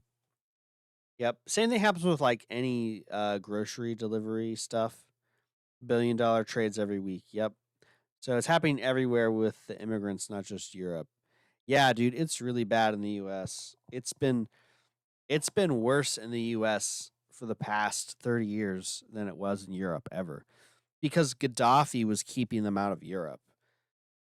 Cuz the entire path, the entire route from people from Africa to go to Africa to Europe was through Libya. And they got rid of Gaddafi in 2009. And then they got rid of Assad in Syria. They initiated the war in Syria. That displaced a bunch of people who that were coming from Syria through Turkey to Europe. So that was um that was pretty bad for Europe. But that didn't happen until after the 2000s, 2010, 2009. But in America, I mean, like you'd have people just coming here on tourist visas and giving birth. You'd have people coming here on work visas and then bringing their whole families over. You have people just like coming across the border or whatever, flying from different places and countries and going to Mexico and then coming across the border. I mean, they've said that there's 11 million people, like 11 million illegal aliens ever since the 90s, the 80s. They've been saying that. They've been saying that for like 24 years. And that's when I started like paying attention to the problem. I would read about this. Oh, there's 11 million undocumented people in the United States. This was like 2014. It's like, okay, but you look back at all the reports and it's always been 11 million. It's like it's been 11 million for 25 years. I don't think so, pal. And then like 15 million came in 2020 to 2024. I read the numbers recently that there could be as many as like 100 million people here if you count their the anchor babies, which is crazy. But I believe it. I mean, you look at footage from what America used to look like, the malls of Texas, the malls of Ohio, the malls of, New York, malls of Wisconsin, malls of Minnesota, California. And you look at this footage from the 90s, it's so different. It's so different. If you took a camera to those places today, it would not look the same. It is not the same country. It's terrible. What are you gonna do? I don't know. What can I do? What can I do? I can complain about it to how many people? 16 people and get 5 likes about it. Whatever. What can I do? We didn't vote. No one voted for that. No one voted for that. But it still happened. So can we vote it and undo it? I don't know. Where at in Japan? Like I said, I'd like to go North Japan, Hokkaido area, because there's not a lot of bugs there. Um, I guess they'll get mountains and beaches. Also Okinawa. I'm either kind of like north or south kind of guy, like idyllic, peaceful, calm island, or nice mountainous, quiet region with hot springs. Yeah, that's kind of what I'm thinking. The brain drain of USA is already starting. Why would any high agency person want to live here? The brain drain of the USA is already starting. Why would any high agency person want to live here? Are you talking about living in the United States or somewhere else? Do you eat the fiber of grapefruit? Oh yes, of course. I eat all the fiber of all the fruits. Because fruits, there's soluble fiber and there's insoluble fiber. So soluble fiber can be like water soluble, it digests mostly. But insoluble fiber, it doesn't really digest. Trump's out here trying to make weed and psychedelics more available, but raw milk is still difficult to obtain. Some BS. Yeah, I mean they're just trying to pacify people, and yeah, pretty much it. All right, let me see here. I got to catch up on this chat. What are my thoughts on moving to South America? El Salvador? No, El Salvador is actually a big part of the New World Order. Um, that's a big reason that the immigration situation is so bad in the United States because they're actually emptying out the places that are going to be, useful in the New World Order when the poles shift and everything. That's why they're moving all those people out because they want to get rid of them, so then they can like buy up the property and move the right people in and take over. So yeah, El Salvador also has kind of a pollution problem as well. DuPont is down there and a bunch of other chemical companies because there are like no laws or regulations. A lot of dumping in the soil and in the ocean. So El Salvador is not like, sure the sun's there or whatever, but it's not like this pristine paradise. You know. Oh, but Bukele, he's based. He's not even from El Salvador. He's like from Palestine. From Palestine, if you know what I mean. He's from Palestine. He's not even from. He's. It's crazy.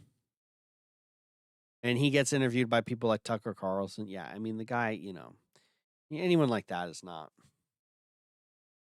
real. He's put there. Automatic draft registration rolling out in December. Get your ducks in a row before then. Yeah, exactly. I don't know if that's for everybody or just for people who are turning 18. Will there be another man? Because I'm already in the selective service. Will there be another man like Augenis? Probably not. Vietnam is a good example that they will draft anyone, even if you're physically or mentally incompetent. Yeah, pretty much. You should watch Eddington. It's a movie that came out that talks about the state of us, like you were talking about. Eddington. I wish I could play tunes. Oh, Pedro Pascal's is in there. I don't really want to watch anything with Pedro Pascal.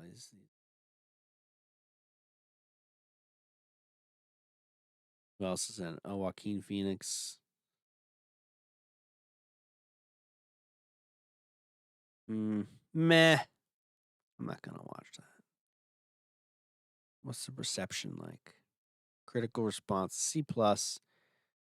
65 out of 10, 69%. A provocative Western thriller. A satire without laughs. A Western without an obvious villain. Social commentary minus a moral compass. Film seems unsure what it wants to say, if anything, about a subject. No, I don't think I'm gonna watch that. Wow, John Waters selecting Eddington as the best movie of 2025. Maybe I'll watch it. I think John Waters is pretty funny. I'm not like a big fan of his movies, but I respect the guy. He's pretty funny. He's got style. He's got taste. Even though he's kind of a queen, but um how will they draft people unwilling to cooperate? Maybe they'll have the social credit scores rolled out by then, and they'll just turn your social credit score off if you refuse to comply. €1 for 1 liter of raw milk in Germany. That's like $4 a gallon. That's pretty good. Love your videos, Resident Raw. You got some fans in here. That's pretty much what I pay in Ohio. We have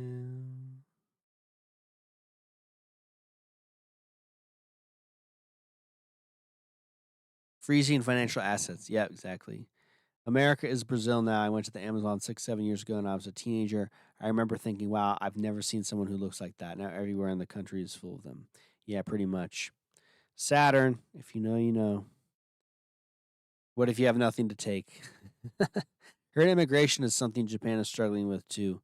Probably in rural areas you will be okay. Yeah, maybe. But usually that's where it happens. Like they airdropped thousands of Haitians into small Ohio towns. So yes, whole South America is a place for that. One day I want to live in a more homogenous, high trust society. Yeah, I feel you. Switzerland or Japan, but Japan is very foreign to me. Yeah, I've lived in Asia before. I've lived in Taiwan, so I have some experience there. Technically, people who run the countries need this illegal immigration because the natives aren't having enough kids. Yeah, that's true. Yeah, importing masses of debt slaves to drive up asset and commodities helps the people who own the assets and commodities, the real estate, the utilities, the debt servicing, um, cheap labor. Yeah, absolutely.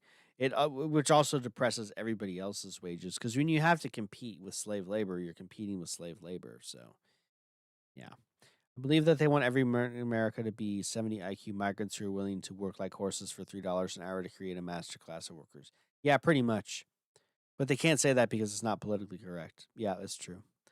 El Salvador's new security surveillance state is built on defense contracts with Israeli tech firms, so close to cooperating with the U.S. too. What's the point of moving somewhere without real sovereignty? Yeah, anybody who think like, especially these people like Jack Cruz, these Mito people, these decentralized people are moving to El Salvador. They're stupid. They're really stupid. They're like, oh, we're gonna move here. It's gonna be so based and decentralized. It's like, no, no, it's gonna be the same thing, just with more sun and bugs. But you're too stupid to see that. They don't get it. They don't get it. Let me actually look up again. Just let me look up Bukele again. Naib Bukele.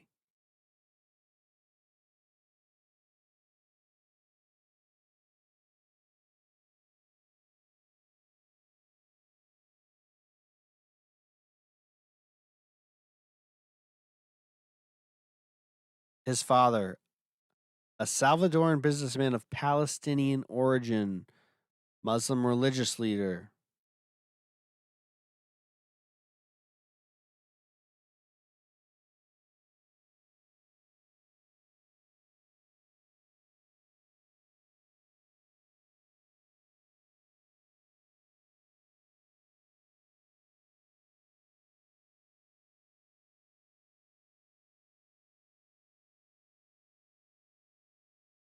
His father converted from Christianity to Islam. Wow.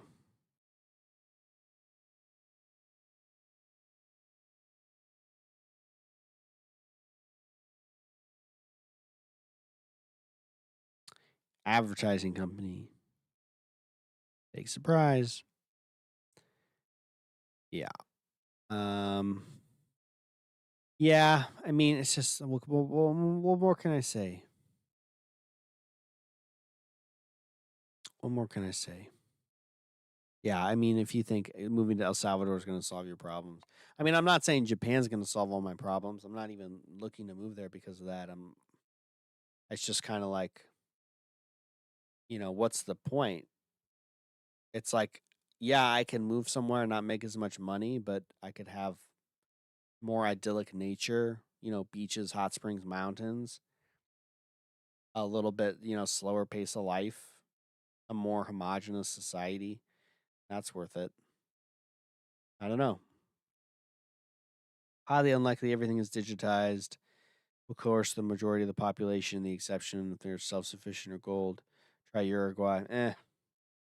I guess I have to just go out around to the wild and wait it out. Yeah, it could be. Interesting take.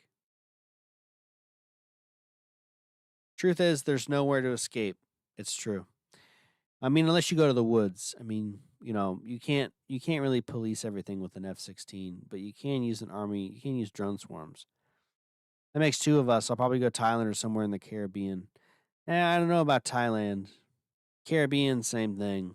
Um, the last time there was, a nation of white people in the Caribbean, they murdered all of them.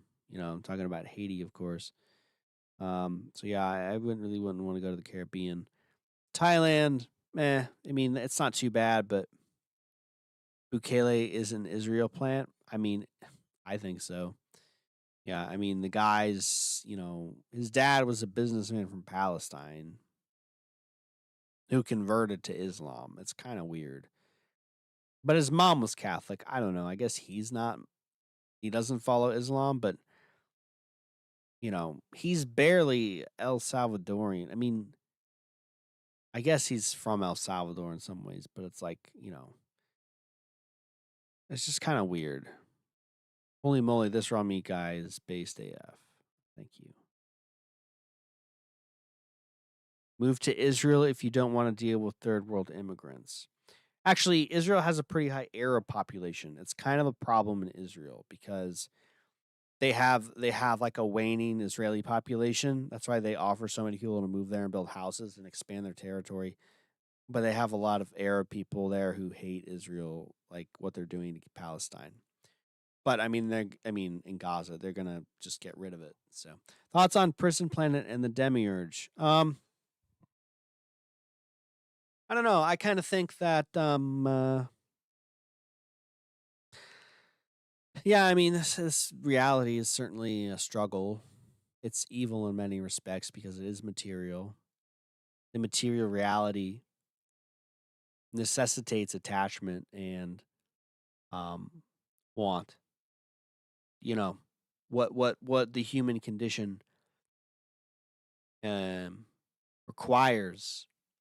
You think of the seven deadly sins. Not requires, but you know, we need to eat. We need most people, not me, because I'm a true cell. I'm a stone cold true cell. Actually, I'm a fake cell. I've had girlfriends before, but I've taken more of a true cell path in the past few years. But anyway, physical affection, which can manifest as lust, the need for food, which can manifest as gluttony, material possessions to be comfortable to survive can manifest as greed. Um, Emotional attachments, which can manifest as wrath, jealousy, envy.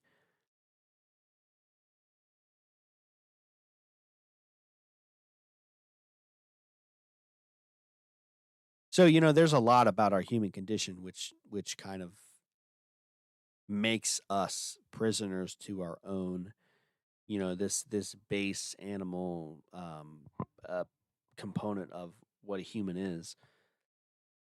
Because of course at the same time we have a consciousness that allows us to reflect on these things and not act like a beast in the field and not just in nature, you know what I mean? We can kind of ascend above that. But yeah, there's definitely a component of that. Definitely does seem to be some energy harvesting, especially if you look at the TV and the media. So much of it is designed on distracting you and just warping your energy. It's possible that that's maybe part of this realm. I don't know. I don't really. I think when I die, I don't know if this is going to happen, but this is kind of my strategy. I'm not going to go towards the light just in case they are going to throw me back into this plane, into some mortar coil. I'm not going to stay into the light. I'm just going to float around, maybe on the planet. I might go somewhere where there's like some trees and a nice creek, and I can just listen to the trees and the running water for like, I don't know, a long time. And maybe I can meet someone else or something else and find out more about like what's going on before I like maybe I do want to go into the light. Maybe I don't. Maybe I'm stuck here. I don't know. Yeah. So, that's kind of how I feel about it. Yeah, almost all of us, it's a nice change of pace compared to all the angry vegans on here. Yeah, I don't really have anything against vegans. I don't want to like argue with vegans. I have friends who are vegans and people who I'm, cordial with who are vegans and they know the way I eat and we have a mutual respect and understanding. It's not really, I don't think it's productive to hate on vegans. I think the GOTUS meme of, oh, they're going to take over veganism's going to take over. I think that's a stupid meme. I don't think it's logical. I don't think it's a real issue. I don't think it's a real threat because nobody can be vegan. Like 99% of people are not going to be vegan. They're not going to be consistent vegans. It's just not going to happen. So people aren't going to push it. People aren't going to push it. It's not going to be a problem. You know, they might ration meat, but they're never going to outlaw it. They can't. So, how bad is it to mix raw meat and cooked meat in a diet? Does mixing them in the diet cause issues? No, it's not going to cause any issues. The more raw food you eat, the healthier you're going to be. That's simple. Opinion on Bolivia. I don't know enough about Bolivia. Yeah, I don't know enough about Bolivia. Or what about cooked condiments with raw meat? Cooked condiments with raw meat are not ideal. It would be better to use them in raw form. I have a hot sauce recipe, a hot honey recipe where I use chilies, onions, garlic. I just let it ferment and it makes a really nice spicy hot honey. And you can eat a little bit of the vegetable bits with the meat. It's nice, that's fine. You can make pickled ginger. Get some raw whey, some apple cider vinegar, some honey, mix all that together. Slice some ginger very thin, shave it off, put it in the mixture and let it sit for like 3, 4 days. And then you got pickled ginger, raw pickled ginger. So a lot of these condiments you can make raw or eat raw. There's a lot of things you can do. Think about your favorite recipes and then say, how can I make this but raw? And then use that as a blueprint. I know multiple people from Israel and they tell me it's full of Arabs. Yep. I guess only the West Bank settlements are full of real Jews. I think so. PewDiePie is rich and smart and moved his family to Japan, so there must be something good about the country. He could have moved anywhere, I assume. Yes, he is rich. He could have moved anywhere. I'm sure he has. I'm sure he's got a place in Italy as well, because his woman's family is from Italy, and I'm pretty sure he probably has a place for his parents in Sweden as well. He's a good guy. I'm sure they hooked him up.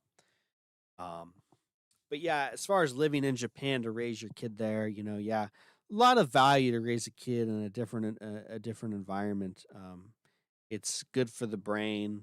He's exposed to different languages. There's definitely a lot of pros and cons there. But honestly, if you move anywhere and you have a lot of money, it's going to be really good. It doesn't matter, pretty much, like 90% of the time, unless you're going to move to like Africa. Yeah, I probably would just stay away from Africa in general. I'm trying to think if there's anywhere I would. No, no, no, I really wouldn't.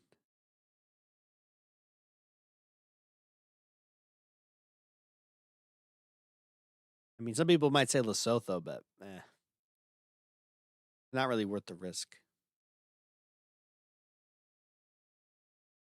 Vegans are such a non-issue. Yeah, exactly.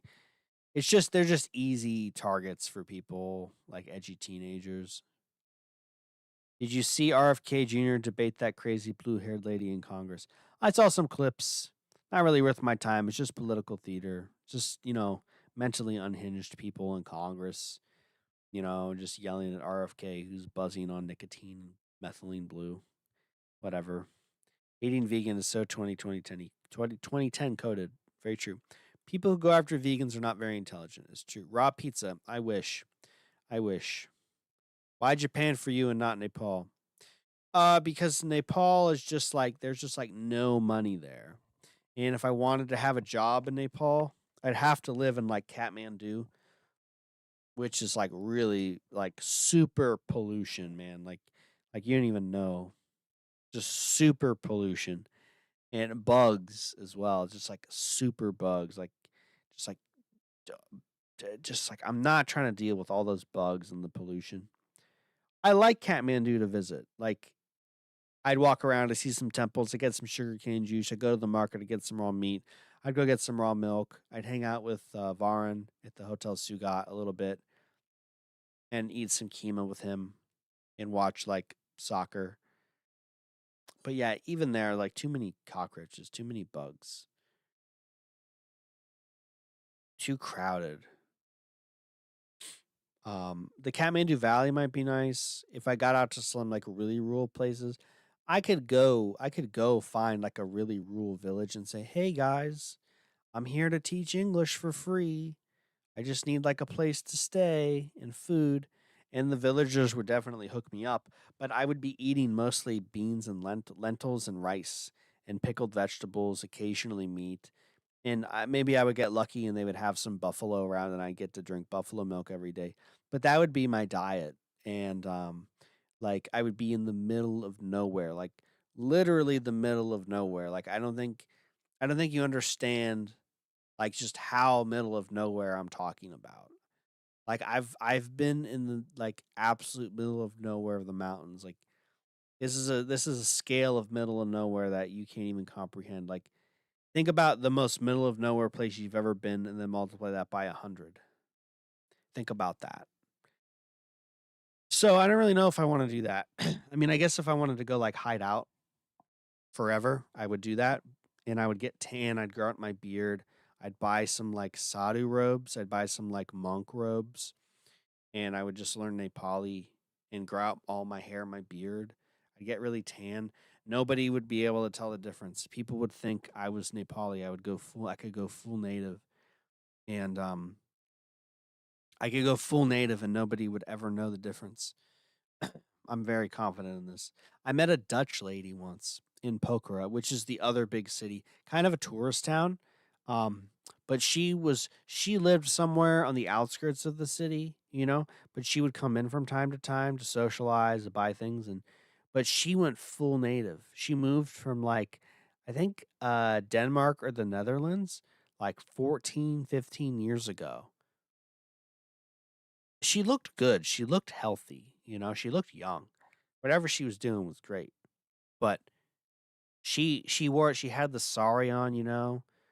She had black hair, so that helped. But she was so tan. You get so tan because you're up in the altitude and the sun's pretty warm, so like your skin naturally just becomes more brown over time. Cuz she was, European lady, like full on European lady, and she just learned the language and she just blended in. I only met her once, but I did see this other guy, this Russian guy. He never talked. This Russian guy. And he was in Pokhara. I don't know how long he was there, but he was there for years. He was there when I got there in 2010. And when I went back in 2014, he was still there walking around. Really nice guy. Very, very pure eyes, smiled a lot, but he never spoke a word to anybody. To anybody. Um, But yeah, I knew he was. I think he talked to some Russians, and that's how they knew he was Russian. But anyway, you can just blend in there, man, and they're not gonna care. Like that's crazy. But yeah, that's why Japan and not Nepal for me because I'd want to move somewhere where there's a little bit more civilization, where there's a little bit more structure and order to the society. Um, Nepal has an open border with India as well, so that's not a good thing. Um, a lot of reasons. Not going to get into that. Algeria and Mauritius, best in Africa. Yeah, I would assume somewhere like Algeria or Tunisia. There, not necessarily Morocco, but I mean, I've heard okay things about Morocco, but you know,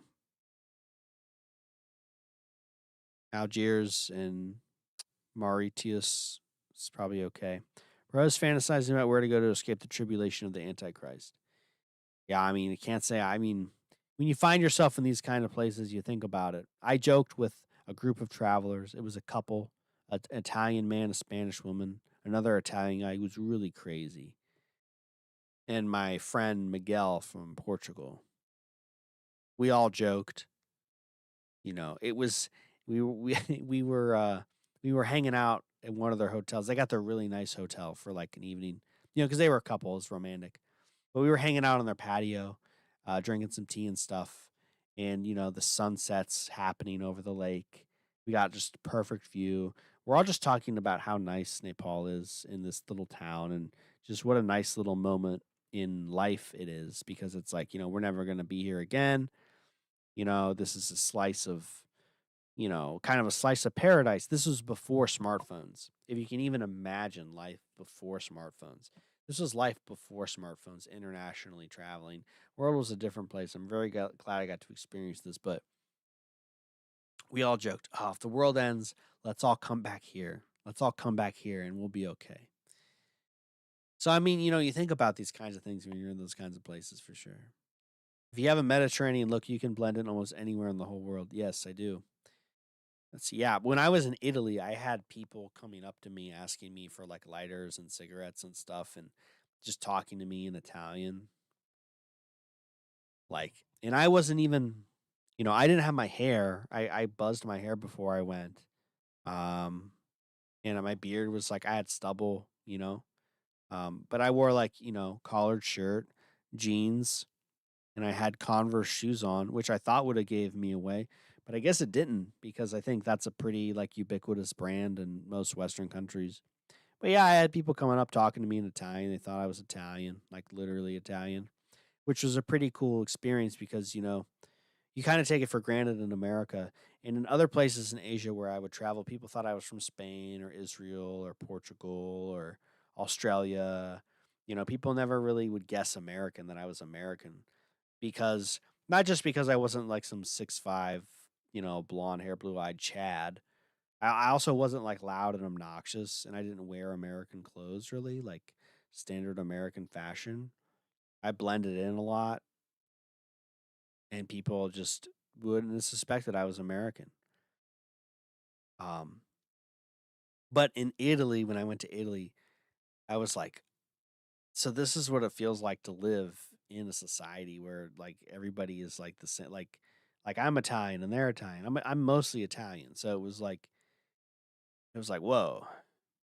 And the air felt just amazing. It felt like, when I was in Italy, it felt like I put on clothes. It felt like I put on some sort of invisible clothes that fit perfectly. The whole time I was there, the whole time I was there. But that's because that's where my family's from. I mean, they were in Italy 3, 4 generations ago, so that wasn't too long ago. So yeah, Bhutan is even more closed off. No, I did not. It costs like $500 a day to be there. The visa is insanely expensive. It's also not a great place to live. It's pretty oppressive and autocratic, honestly, from what I've heard. So I would not go to Bhutan. But Bhutan is like closed off, but it's not like super closed off, because I think China probably has their claws in Bhutan, just like China has, not as much as Tibet, but like, you know what I mean. China's also sinking their teeth into Nepal too. Thank you. I've been known to be poetic from time to time. But yeah, China's sinking their teeth into Nepal too. Nepal is basically just tug of war between India and China, and the United States is in there trying to be relevant. So, yeah. Like for instance, in Kathmandu, all the shops are getting they're not getting bought out, but the Nepali landowners are being offered 3 times rent by Chinese people, and the Chinese people move in. They move in with all their made in China stuff, and they I don't know if they stopped this, but they used to do this for quite a while. Um, they had payment platforms that wouldn't even go through Nepal, so all the payments would go straight to China. They wouldn't even go in any bank or anywhere in Nepal. So they're paying 3 times market rate for retail space. They're pricing out all the local Nepalis. Um, and yeah, the Chinese are just like moving in into Tamil, which is the tourist district in Kathmandu. They're thinking about making a gated community for the Chinese people too, like gating off places of, which is really funny because there's no like development coordination or planning in these cities, these South Asian cities. It's just like everything's hodgepodge together, and there's like no planning. If you walked around there, you know what I mean, and how ridiculous it would sound to put up a gate that said Chinatown. But that's what they want to do. They want to like get rid of all the Nepalis and just make it like Chinese. Crazy. My audio quality is much better now, but you got to get a new camera, bro. I mean, this is fine. This is like fine. I mean, this isn't the best, but I'm looking at the stream here and it's fine. Like, it's not the best, but it's fine. Again, I'm not spending money on a new camera. I don't even know what kind of camera I would need to buy. Let me look.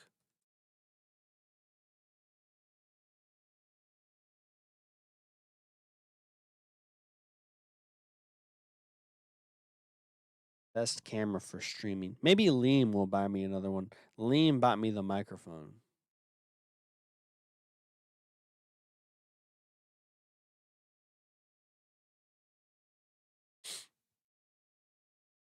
I mean, my quality, let's put it this way.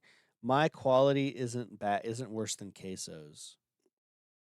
I feel like if Queso is going to get like as big as he is,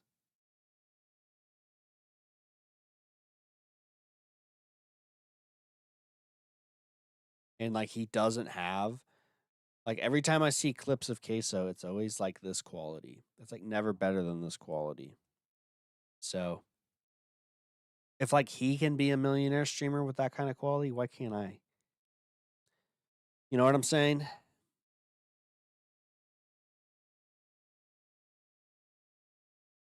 The Razer Keo.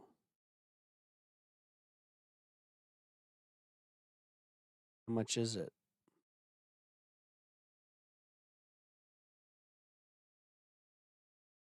I see one. It's like $300. I'm not even watching the stream. I'm just listening to it. Thank you. Yeah, I mean, I don't know why. Like, I don't get it. Oh, $120. That's not too bad. Oh no, that's not camera. No, I want the camera. Yeah, I mean that's the other thing too. I'm not trying to look like that's why my thumbnails are the way they are. You know, I make them with love. It's not AI slop like literally every other creator, like every other creator who's primal, you know, they just have AI slop thumbnails. But I think my thumbnails will stick out more eventually because okay, $150. Because it's human made. So I feel like that's a good thing. I feel like that's a good thing. I want to bring like a human element to it. Also, yeah, I'm like never gonna not use a red light. So this is kind of like it.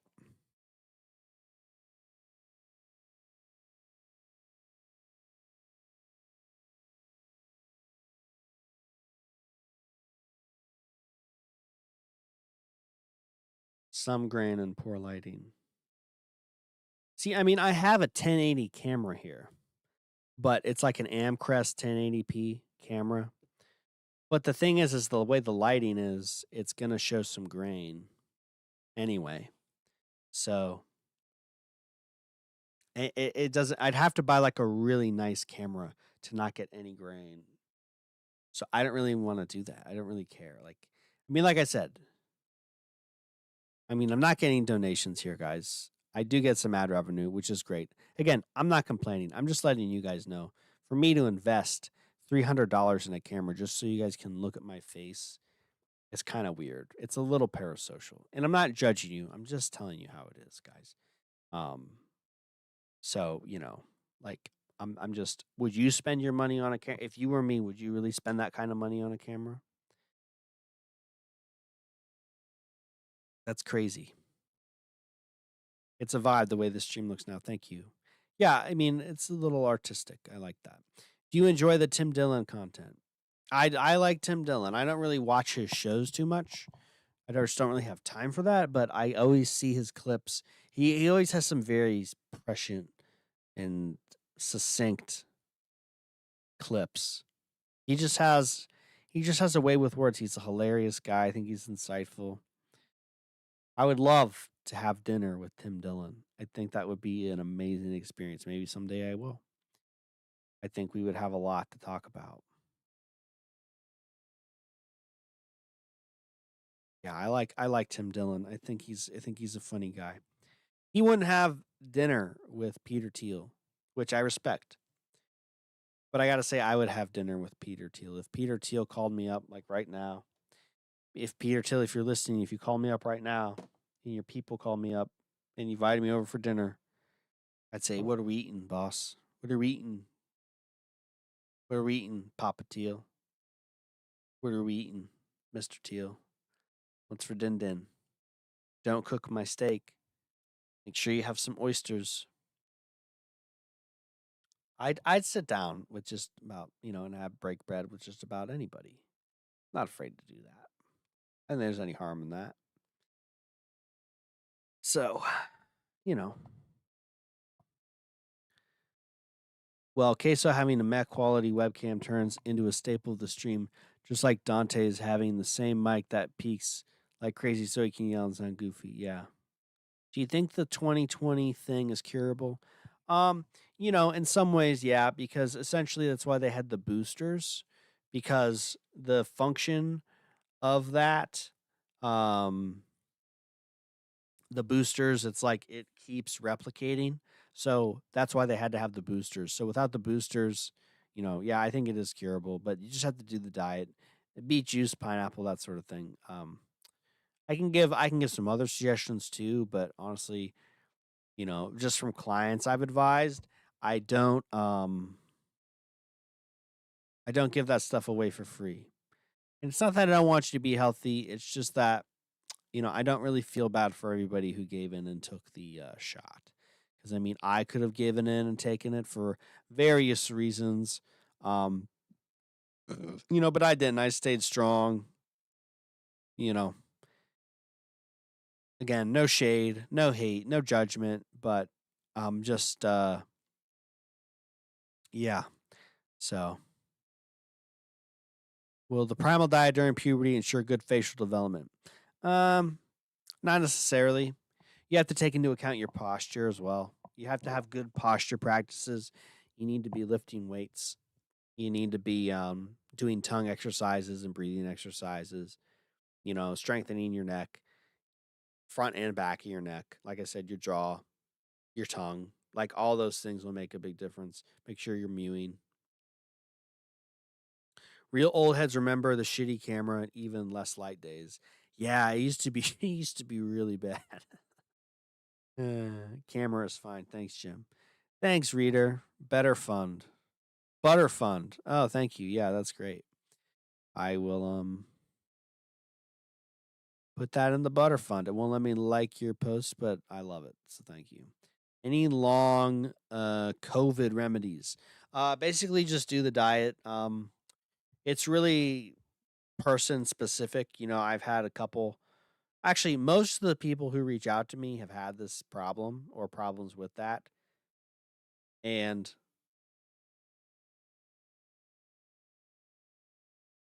I've been able to help them, I'm pretty sure. Like Jacob, one of my testimonials, he had this problem. And yeah, like I said, I just don't give that stuff away for free. Um so Sorry, gatekeeping. I'm a bad person. I know. All the answers are out there. You just got to put in the time. If your time's more important to you, I understand. There's nothing wrong with that. But just go to audionist.net, put the pieces together. It's not hard. Just read the books, think about what's going on in the body with those problems, and you'll solve it. It's not hard. You could do it in a weekend. You could do it in a weekend. Or you could pay me to tell you. Do you have any theories about who the elites actually are? Not really. I don't really care. It doesn't really matter. What they are or not isn't going to change my worldview. It's not going to change how I live my life. It's not going to change the fact I got to pay bills at the end of the month and I got to pay taxes once a year. It's not going to change anything. So I don't really worry about stuff I can't change. It's pointless to dwell on that. It's not healthy. If you dwell on that kind of stuff, it's not healthy. So, like I said, just do the diet, and it'll fix your mental state. You'll become a little less neurotic. You won't really care about scraping your meat so much, or not having to touch plastic, or all the other silly little things Autogenous did to feel optimal. Like a lot of that stuff doesn't apply to most people, and it's like whatever. I'm not. You stress out about it. It's going to cause you more problems. So don't stress. Just don't stress and do the diet. Like I said, it takes care of most of the problems. You're gonna have to troubleshoot some things, but it is what it is. But like I said, if you don't want to pay someone, and I'm not saying it has to be me, right? You can find anybody else who knows what they're talking about and ask them for help. You can ask random people online for free. Maybe they're gonna give you good advice, maybe not. You can go through it, but that's why you like pay people for their time. What temperature is best for keeping butter? Um, Above 45 degrees and above. I personally keep butter that I want to use on deck on the counter because I mean that way it melts faster for lubes. You know, instead of going from 45 to 90, I go from like 78 to 90, and it melts very fast. Raw egg white for dry eyes is a LooksMax cheat code. Who almost no one in the LooksMax community now made my sclera extremely white. Yeah. Yes. Yeah. I mean, there's a lot of little things like that. A lot of little things like that. Butter in the eyes as well would be good. Yeah. I should do more egg whites in the eyes, honestly. I'm just kind of lazy. I'm just kind of lazy about some of this stuff. Lazy about oil pulling. I'm lazy about cheeses because I don't need them anymore. I don't need to do the cheese trains. I don't have the indigestion like I used to because I've been doing the cheese for, 5 years now regularly.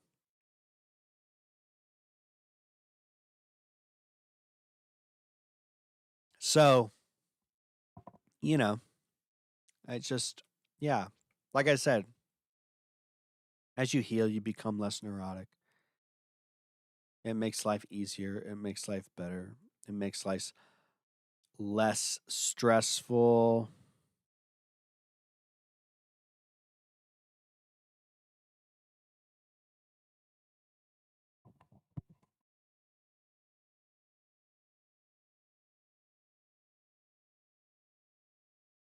One second.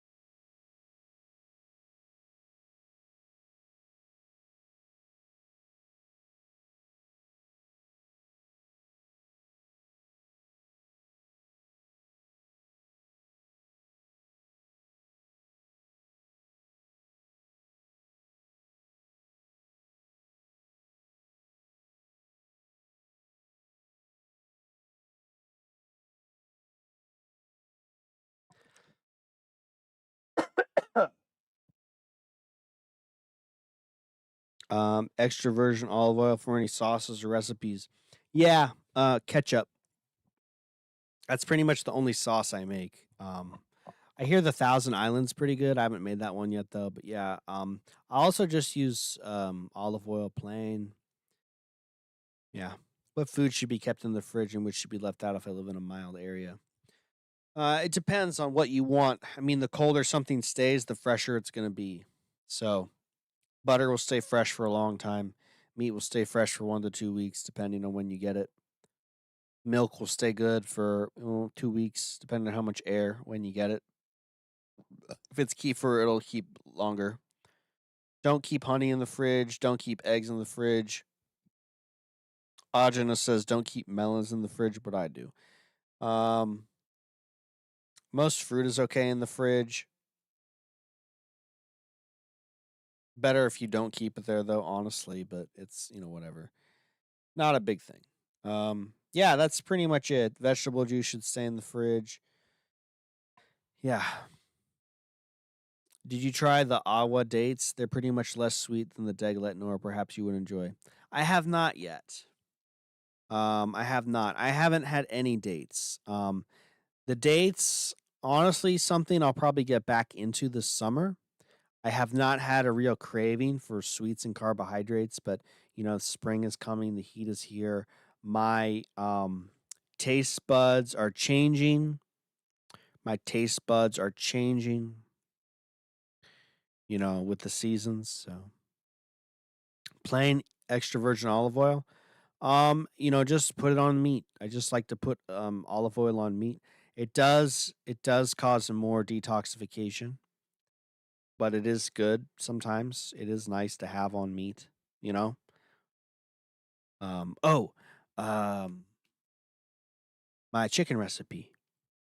Yeah, I do chicken like chicken, olive oil, lemon, parsley. Really good. Cherry tomatoes, that's like my favorite summer thing to eat. So yummy. I can't wait to eat that. Yeah, that's any meat basically is good. Um, did I go to college? Yes. Yes, I was an English major. I'm not going to reveal where I went to college, but I did go. I was an English major. What kinds of meat do you put it on? Any kinds of meat. But like I said, it makes it more detoxifying. Makes it more detoxifying. Not a good thing to eat all the time, but every once in a while. Your videos on Lux Maxi was interesting. It's a fundamentally Greek pagan pursuit. Christianity is humbling self-effacing to the extreme, and Judaism disdains athletics in favor of study worship. Yeah, thank you. Yeah, definitely a lot of black going on. It's yeah.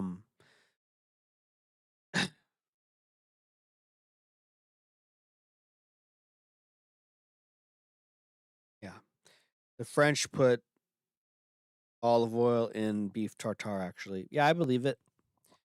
It's good. It's good in pate. Um yeah, I mean I like olive oil. I kind of miss hummus. Sometimes I crave hummus. A little hummus and pita action is good. I haven't had it in years though. What do I think about tapeworms? I just ate raw pork liver with tapeworms in it. You'll be fine. Your tapeworms will dissolve in your stomach acid, so you'll be aight. I won't worry about it. Man, what time is it? 11? I've been streaming for 2 hours. 2 hours, 10 minutes. Fantastic. Yeah. I've eaten worms in fish. I was fine. That's honestly the only place I've seen worms in meat is fish. Cod, monkfish. I've never seen worms in salmon or tuna, just like fluke, monkfish, cod, haddock. More worms in haddock than cod. But I think it depends on. I was talking to, because I used to be a fisherman, freshwater, and the fella I was talking to, because he knew about my diet, and he was talking about worms and parasites and things. It has to do with the temperature of the water and the salinity of the water, the types of parasites, the frequency and number of parasites fish get based on the temperature of the water and like how salty it is. The freshwater fish versus saltwater fish. So I thought that was pretty interesting. Probably applies to ocean fish too and where fish are caught. So, but yeah, I really wouldn't worry about.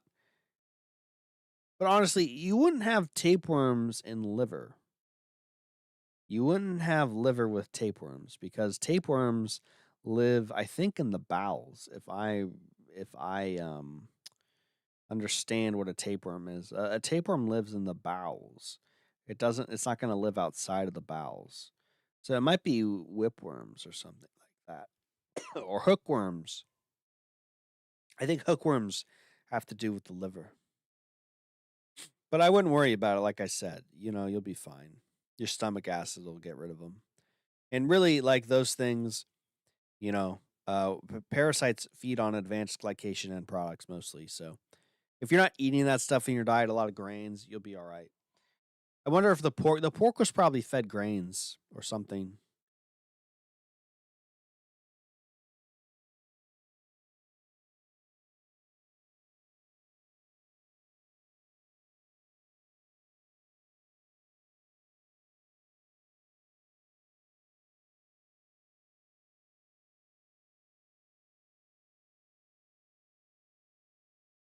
Under what circumstances would you recommend someone to eat poo if they wanted to try it? I guess under the circumstances that you have no dignity and you want to live as a beast in the field. Yeah, those circumstances. No, but I mean, I guess, Augustus says if you have cancer, he said if I got cancer again, I would probably start eating that. So I guess if you had cancer and you wanted to do that, um, I guess, I mean, but you don't need cancer to do that. You can go ahead and try it out, man. I don't know. I'm not, like I said, that's not really my realm. That's not my area of expertise. I don't really want to be associated with that stuff. Are you really not bothered by worms and fish? No symptoms, even. No, I'm not. It was a little gross at first, but I pateed everything, so they got all blended up in the meat, and then I ate it. I seasoned the pate. This was when I was eating fish pate every day for like 14 months, and like I didn't have anything else for dinner, and I was like, okay, so I was like, I don't want to be hungry.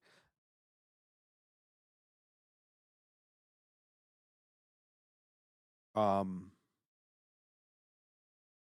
yeah, and it was just like I put the lemon on it, my sour cream like usual. I ate it up. I was fine. No symptoms, no nothing.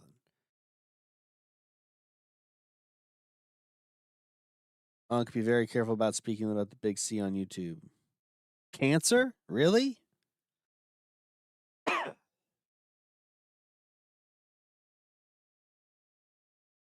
didn't know that. I didn't know that there would be like a cancer filter.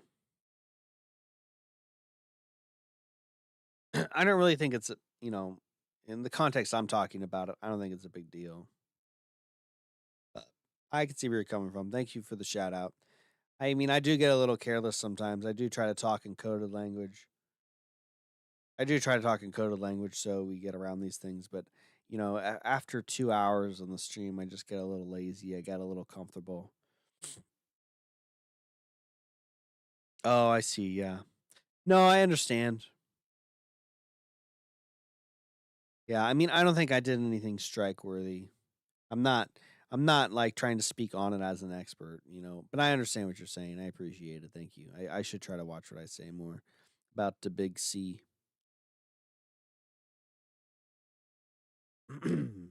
Yeah.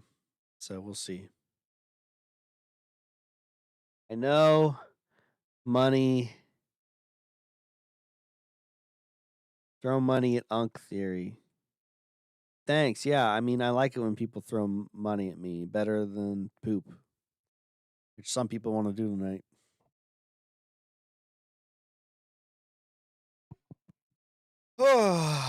So yeah, I don't know. Should I boot up a game of Civilization? I'm feeling a little. I've got my wind.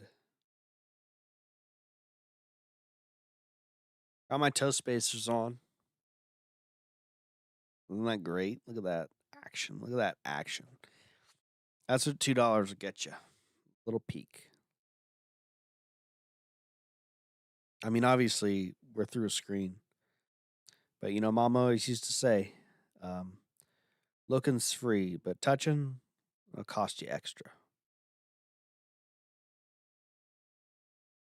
So, anyway,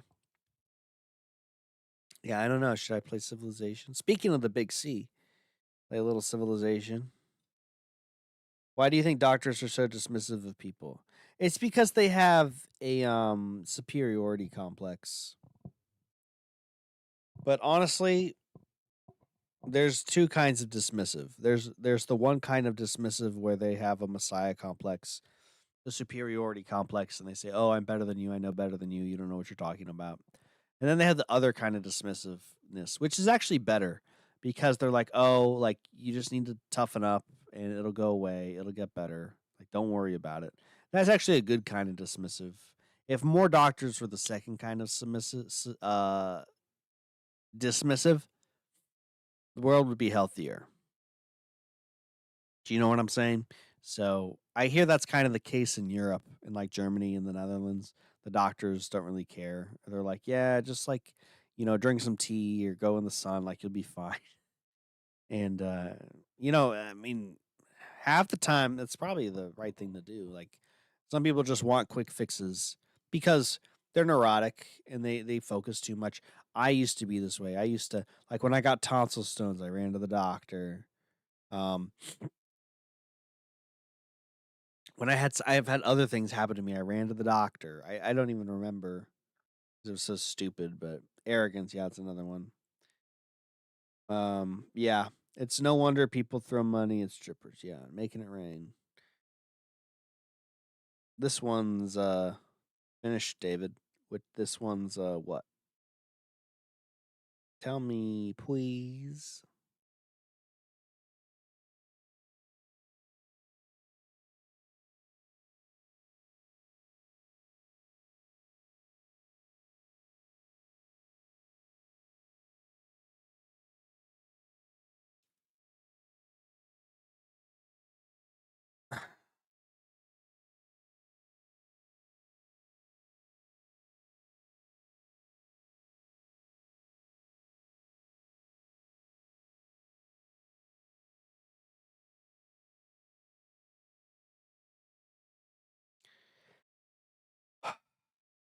Yeah.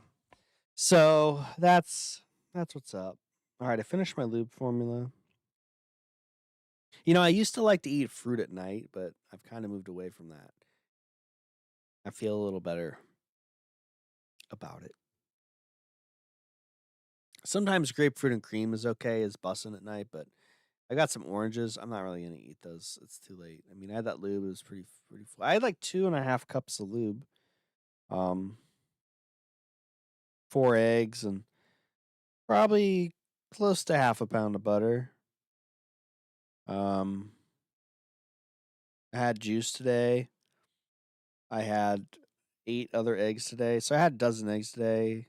Half a pound of butter, swordfish fillet, and I've got about a quart of milk left to drink. I've got some cheese. I'm gonna have some cheese and hummy with that. The miniature figures in the background. I'm so glad you asked. Let me show them off.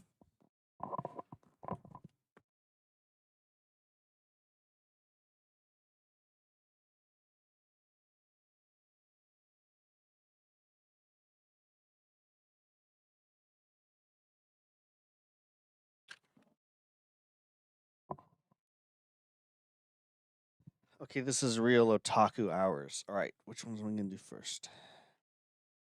All right, I'll do this one first because chronologically it's correct. Okay, so this is Let me make sure my camera's in good angle. I want to get this guy's good angle. So this is Gundam Sandrock. He is the pilot was like a prince of some planet in Gundam series. They're Gundams. This is from Gundam Wing. This is from Gundam Wing, probably one of the most iconic designs. Um Yeah, this is Gundam Sandrock. And yeah, so Gundam Sandrock from Gundam Wing and Endless Waltz, which was a movie continuation of Gundam Wing anime. A very kind of cheesy, campy anime. Um, but it it's worth watching once. It's kind of a hard watch, but again, just really some of the coolest Gundam designs, really.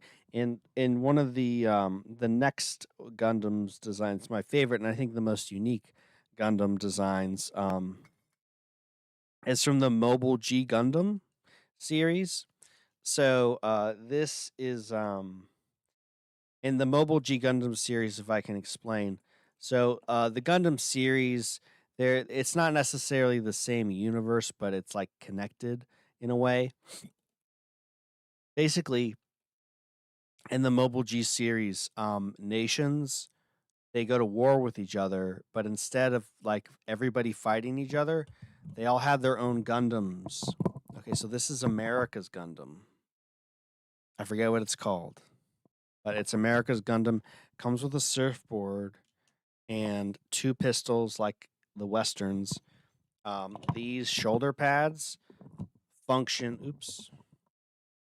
These shoulder pads function as boxing gloves for the Gundam.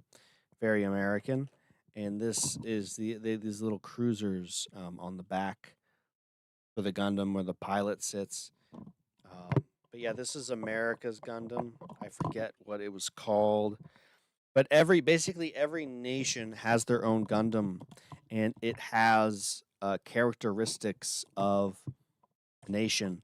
Like the nation of Greece has a Gundam, and it's evocative of Zeus. Um, this other Gundam, which is actually in parts, because as a young lad, I would play with action figures. Stuff would get misplaced and just broken. But this is evocative of the dragon. So as you can see here, as its arm is like a dragon. Wait, here we go. Nope, over here. See a little dragon. So it's evocative of a dragon. It came with these flags. They're all gone. This is all I have left from my childhood. This is an original. It's kind of beat up, but I just kind of kept it. Some of the other ones, I don't know. I got robbed, and I lost like a lot of Pokemon cards, video games, and some collectibles. Some of those being these. Um, but yeah, stuff just got broken and stuff. Nepal had a Gundam. It was pretty cool, very unique shape. Spain has a Gundam. It was like a bull, so like it's the Mobile G Gundam series. Again, kind of campy, but honestly, one of the better Gundam series. It had very good voice acting, which I think really helps carry the show. But what was really cool about it was that they have this tournament every so often where all the nations get together and they fight, and whoever wins gets to like I don't know do something. I forget. It's been a while. But yeah, very good voice acting, pretty interesting plot in general for a Gundam series. Gundams really aren't known for their plots. Animation, like 90s animation, pretty good hand drawn animation. Same with Gundam Wing. So, like, I don't know, those are two pretty iconic Gundam series and designs. And the last one in the Mobile G Gundam, this is the Shining Gundam. So, this is Japan's Gundam. It's actually all gold when it goes shining mode, basically. And like these, the shoulders they come up and like vents, and these vent. You know, it's pretty cool, yeah. And again, the things missing, the arm guards are missing. I got this for like $10. I'm making it an effort to like collect the Mobile G Gundams and Gundam Waltz or Gundam Wing Gundams. It's actually I don't know, healing my inner child, I guess. Cuz I had quite a fair amount of these. I used to have Russia, Nepal. I had this one but it got lost. I had I had the normal one of these and the shining one, but it got lost or stolen. I also had 2 or 3 others, I believe. But anyway, yeah, so like all the nations, they have their own unique Gundam designs. They're pretty cool. And yeah, I would say though probably the best Gundam series I ever watched was Iron Blooded Orphans. Um, this was actually like a really cool story. It was about these orphans who got fitted with this technology where it was sort of evocative of if you've ever seen Neon Genesis Evangelion, where there's like a neural link with the Gundam machines, so like your body becomes part of the machine. So these orphans were like experimented on to use this antiquated tech to work as slaves in a mine, and eventually one day they rise up, they take over the company, and then they start using these machines to fight, and then they start getting a name for themselves, and they eventually become like a paramilitary organization and rise to power. Um, there's like lost Gundam technology, and they find it and they use it. And one of the guys is a good pilot. Anyway, it's all about that. But it was actually a pretty good series, good animation, pretty good story. As far as like Gundam series is concerned. So yeah, I really like that one. But I don't own any Gundams from there. I don't think I would. The Gundams are kind of generic looking. I like these Gundams because they're like very unique. They're very unique and nostalgic for me. So yeah, that's one of the things I collect, or I started collecting again. Um, you know, so yeah, that's what the Gundams are. They're Gundams. They're action figures. There's a difference. There's models, like you can buy the model kits and build them, but these are just the action figures. Because I'm not really a builder. I've tried to build them when I was like real small. Like when I was little, I thought, oh yeah, I'll build one of these kits. And I bought this kit, right? And I was like, all these little pieces. And I was like, there are not enough pieces to make this Gundam. And then, like, I tried to do it. All the directions were in Japanese. I was this just autistic little, I don't know, 12-year-old kid. And I just ended up throwing the box away. Like, I couldn't do it. I was like, I can't do this. It was so disappointing. So I just stick to the action figures. Um, why don't you make papaya custard since you have so much butter now? I could. I just don't really. I don't know. Papaya is kind of expensive. Never had raw butter, only beef, pork fat. Well, I actually don't really like eating raw butter, so it's good with other things, but it's not great alone. Is there a way to fix the anxiety on this diet? I have superior performance anxiety for some reason, even though I'm not scared of anything. Well, it sounds like you're scared of something. The first step is to just get over yourself. The first step is just get over yourself, sack up, um, expose yourself to uncomfortable situations. Go do stand up comedy. Go to an open mic. Go read poetry to people. Go do something where you're performing in front of people. Go perform music. Go to an open mic. Do music, poetry, comedy, something. If you do that, you won't have performance anxiety. After like 2 months, you won't have any more performance anxiety, no matter what diet you're on. Go take a speech class. Um, but basically, yeah, like you just got to get over it and practice. The diet can only do so much, but there's, an action that's involved. You got to get real with it. You got to do things. An ethical way of making money if I live in a city and don't want to go against my values. I don't know. Adjust your values or stay poor, I guess. I don't know. Monetize what you value. That's really the only way it works. So, because like you can, it's like you can do that, but are you really gonna be happy like poor? I don't know. I used to be idealistic and young, but now I want to sell out to the. I'm working on a startup. I want to sell it to the military industrial complex. I don't care if they make weapons for people or machines. I don't care. I want to. I want to sell out. I want to make a bunch of money so I can do nothing. Because very early on in my life, I learned that nothing pays as good as unemployment feels, and I want to work to just being unemployed for the rest of my life comfortably. That's what I want to do, literally. So, you know, just yeah, your values are your values. I'm not, I used to have values like that, I guess. But now I'm like, whatever, man. You know, it's like values don't always pay the bills. So I'm pretty cynical. You don't have to like, and I'm not saying I don't have integrity. Of course, I have some integrity. I have, things I believe in. But as far as being like an idealistic young whippersnapper, that's not me anymore. Unk has hardened his heart. The voice acting was dubbed. The dubbed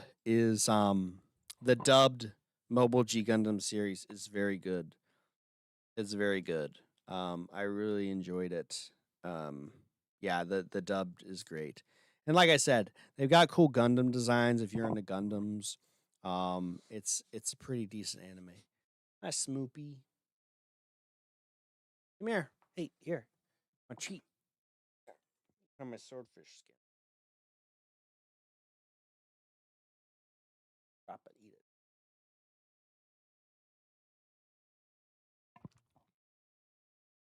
Chewing. I was trying to get some ASMR action. He swallowed. He actually stopped chewing it when I put the mic in his face.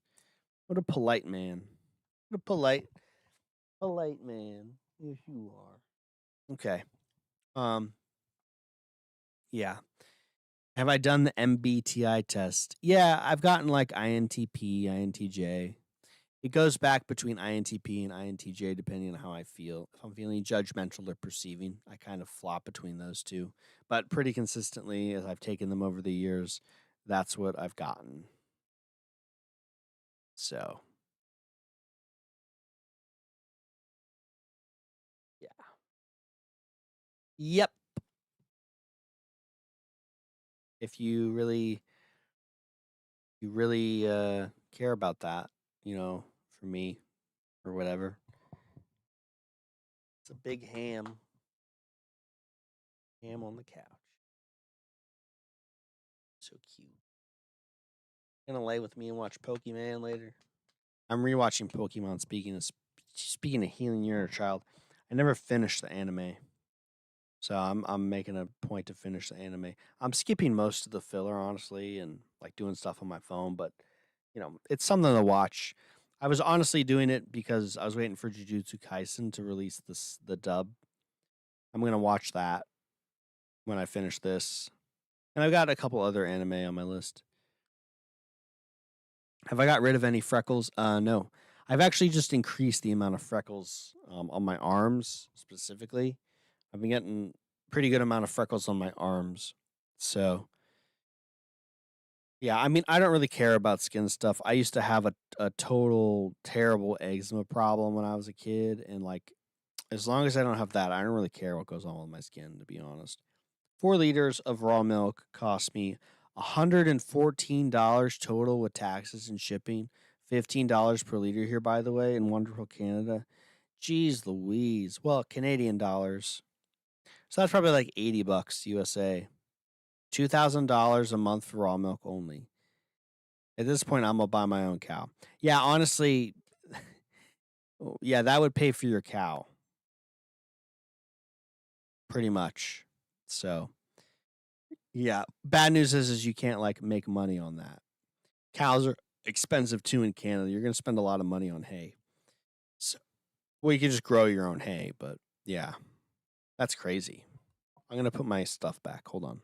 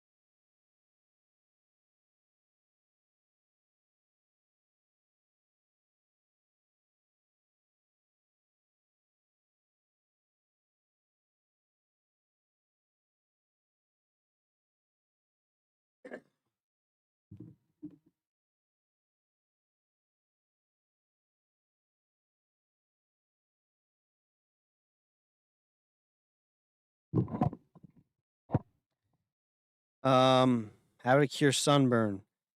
Um, aloe, aloe vera is good, and you know, take a hot bath with extra apple cider vinegar. I think for burns. I don't know if it's different for sunburns, but that might help. And more milk in the tub. You might try tomatoes on the skin.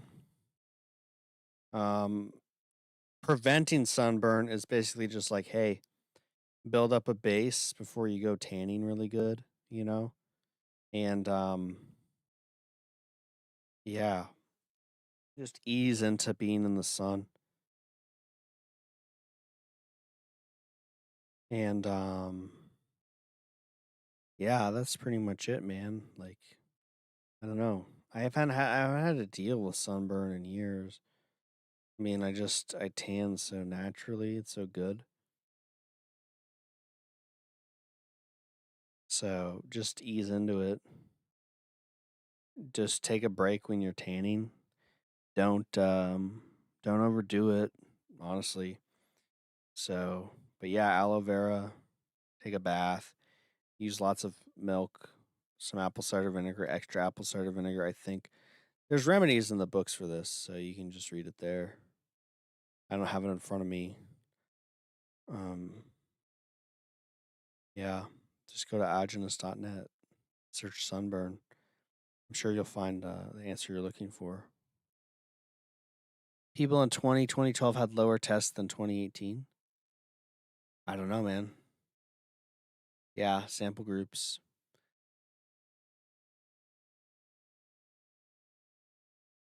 I mean, that was like peak hipster era, so I don't know. It could be true, but I don't know.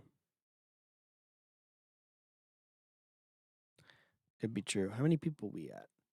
7 viewers, 12 likes. Oh, that's amazing. Thanks for the super chats, everybody. I really appreciate it. It means a lot. I mean, I know it's not a lot of money, but it means a lot more than the dollar amount. You know what I'm saying? Just that a little bit of support, that little extra.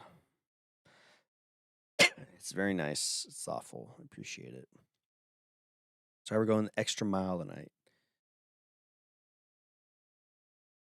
So yeah, I don't know. I don't really have anything else. It's been 2 hours, 3 hours almost. Man, it's just like I wish I could play tunes. You know, if I stream on TikTok, I could play tunes. I could play all the tunes I want. I could play all the tunes I want. Probably do that someday. Have a nice music stream.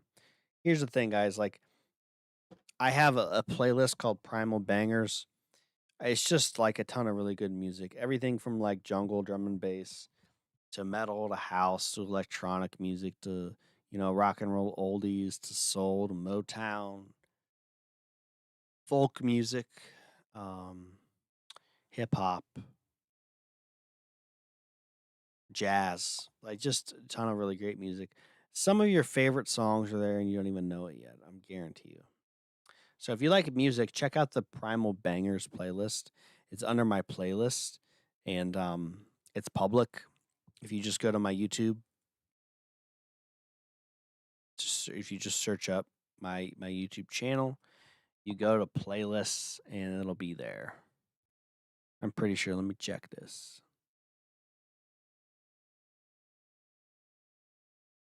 Yeah, the playlist is public. So if you go to playlists, Primal Bangers, yeah. Um, how many songs? I think 898 songs. 897 songs.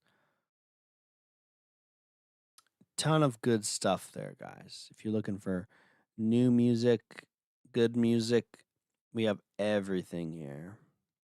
Machine Girl, Led Zeppelin, David Bowie, Dillinger Escape Plan, Orange Lounge, Grizzly Bear, OTEP, The Strokes, Allman Brothers, The Smiths, Michael Jackson, The Police, Rush, Miles Davis, Charlie Parker, Jay Dilla, MF Doom, Soundgarden, Marilyn Manson, James Gang, Jaco Pastorius. Marcos Valle, Black Flag, Michael Pertucci, MF Doom, various anime songs, some video game music, a lot of Sonic. Boards of Canada. Boards of Canada's releasing a new album. Prince, Alice in Chains, Neil Diamond, Cannonball Adderley, Stone Temple Pilots, Garbage, Deftones, Buckethead, Rolling Stones, Saint Pepsi, Sting, Tom Tom Club, David Lee Roth, Ocarina of Time soundtrack, Tool, Devo, REM,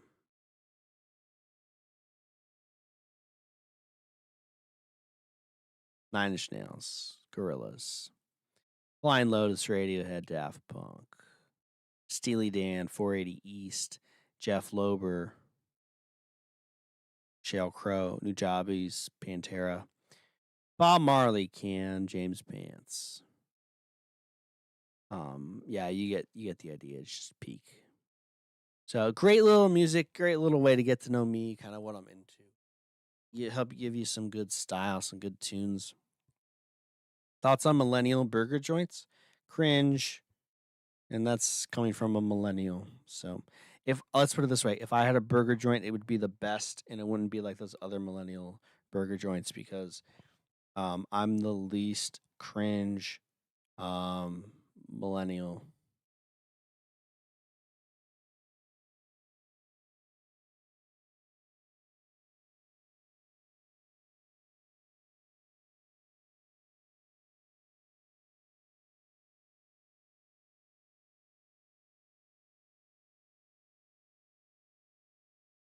So, yeah. Yeah, can we talk about burgers for a second? So, I always talk about cooked food. Not always, but I like to talk about it. I actually had a dream the other night. I was in Indonesia at a black tie event. I went into the event with some very nice shoes. I was sliding in like it was a Sonic game, just sliding down the smooth tiles down this Indonesian runway.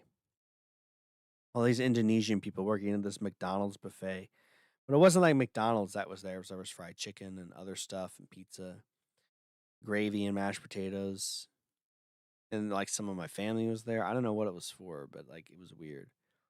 And then the dream ended. I was basically nestled in a hole in the wall of some cave, and there was a lot of lightning or something going on, and like water below me. It was weird.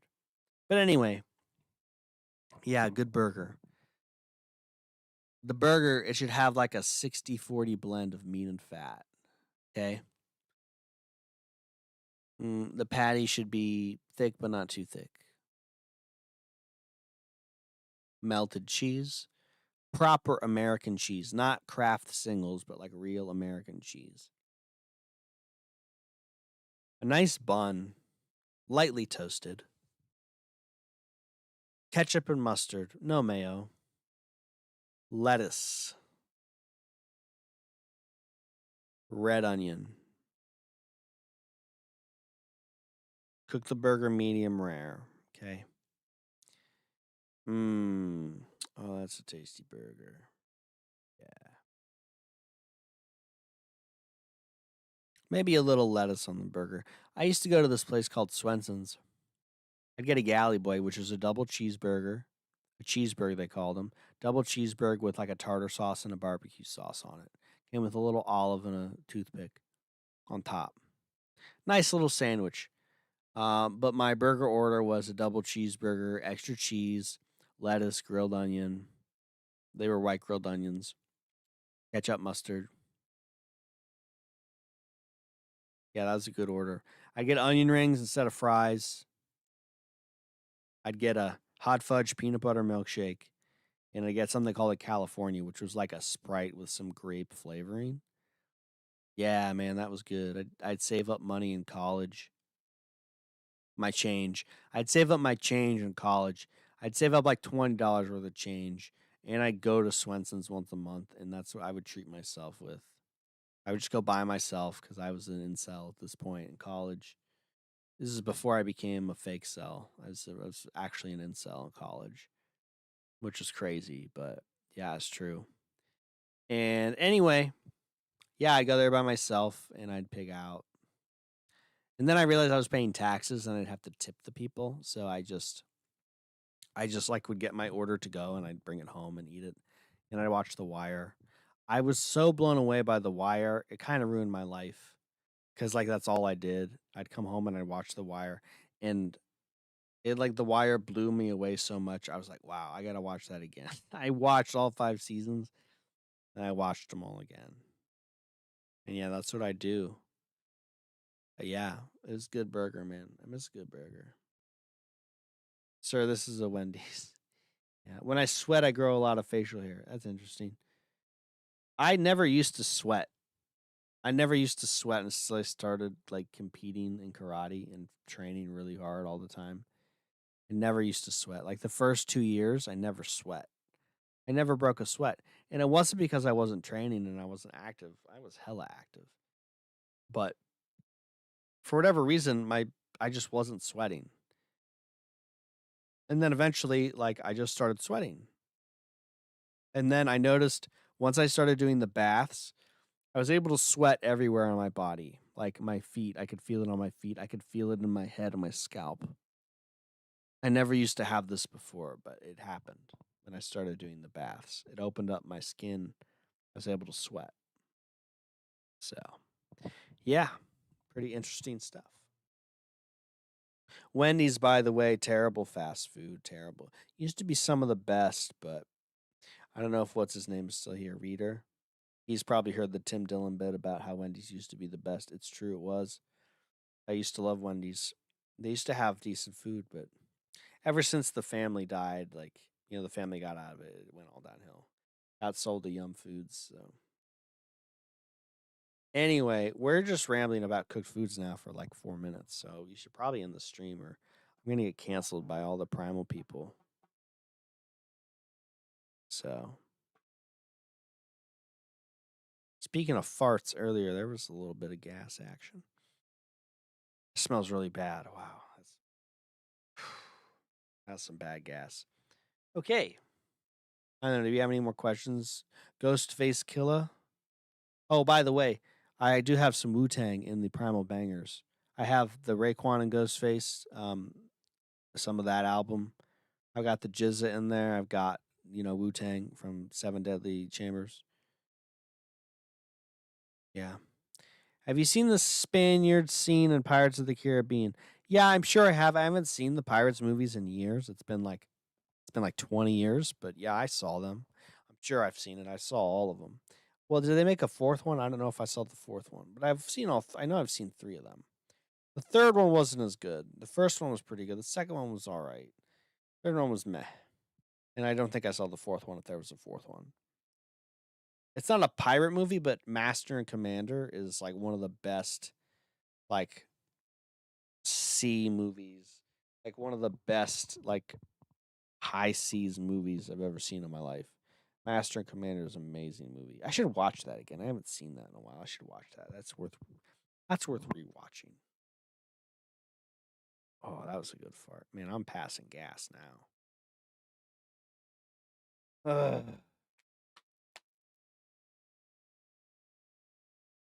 Sweet dog.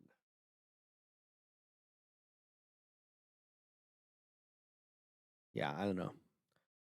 So yeah, Pirates of the Caribbean, I don't remember. Spaniards. That definitely wasn't the first movie. Was I a hipster? Yeah, probably in some ways. I mean, in a lot of ways, but not like some people. I believe what Ajna said that African American slaves ate high meat. Yeah, I'm sure they did. I'm sure a lot of people ate high meat back in the day because they didn't have refrigeration. They didn't have supply chains. Stuff would just rot, and then they would cook it. You know, season it and cook it. Sometimes they wouldn't cook it. It makes sense that they're such good athletes. I don't know. Maybe if you say so.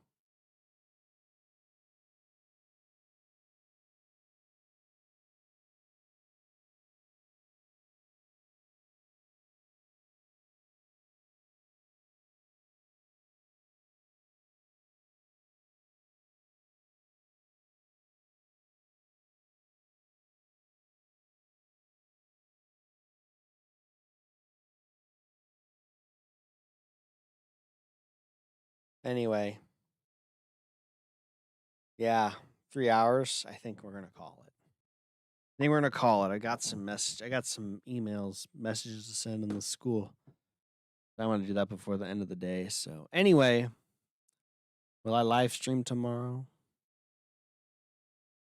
Probably not, but maybe we'll see. So, do you know anyone who cured their diabetes with raw milk? Nope, I don't, Jim. Never heard of it.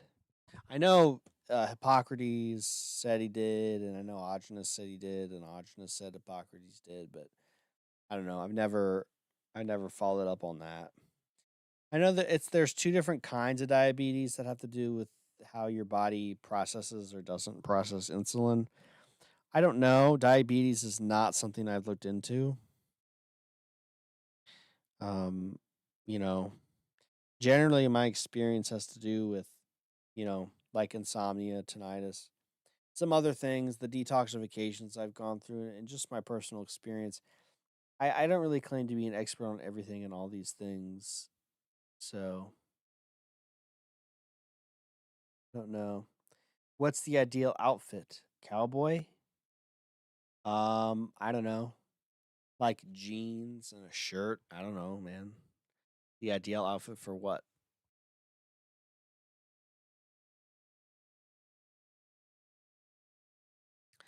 Natural fibers, of course. So I don't know. Halloween? Talking about Halloween? Talking about a hoedown? Talking about a line dance? Be a lot of things. Be a lot of things.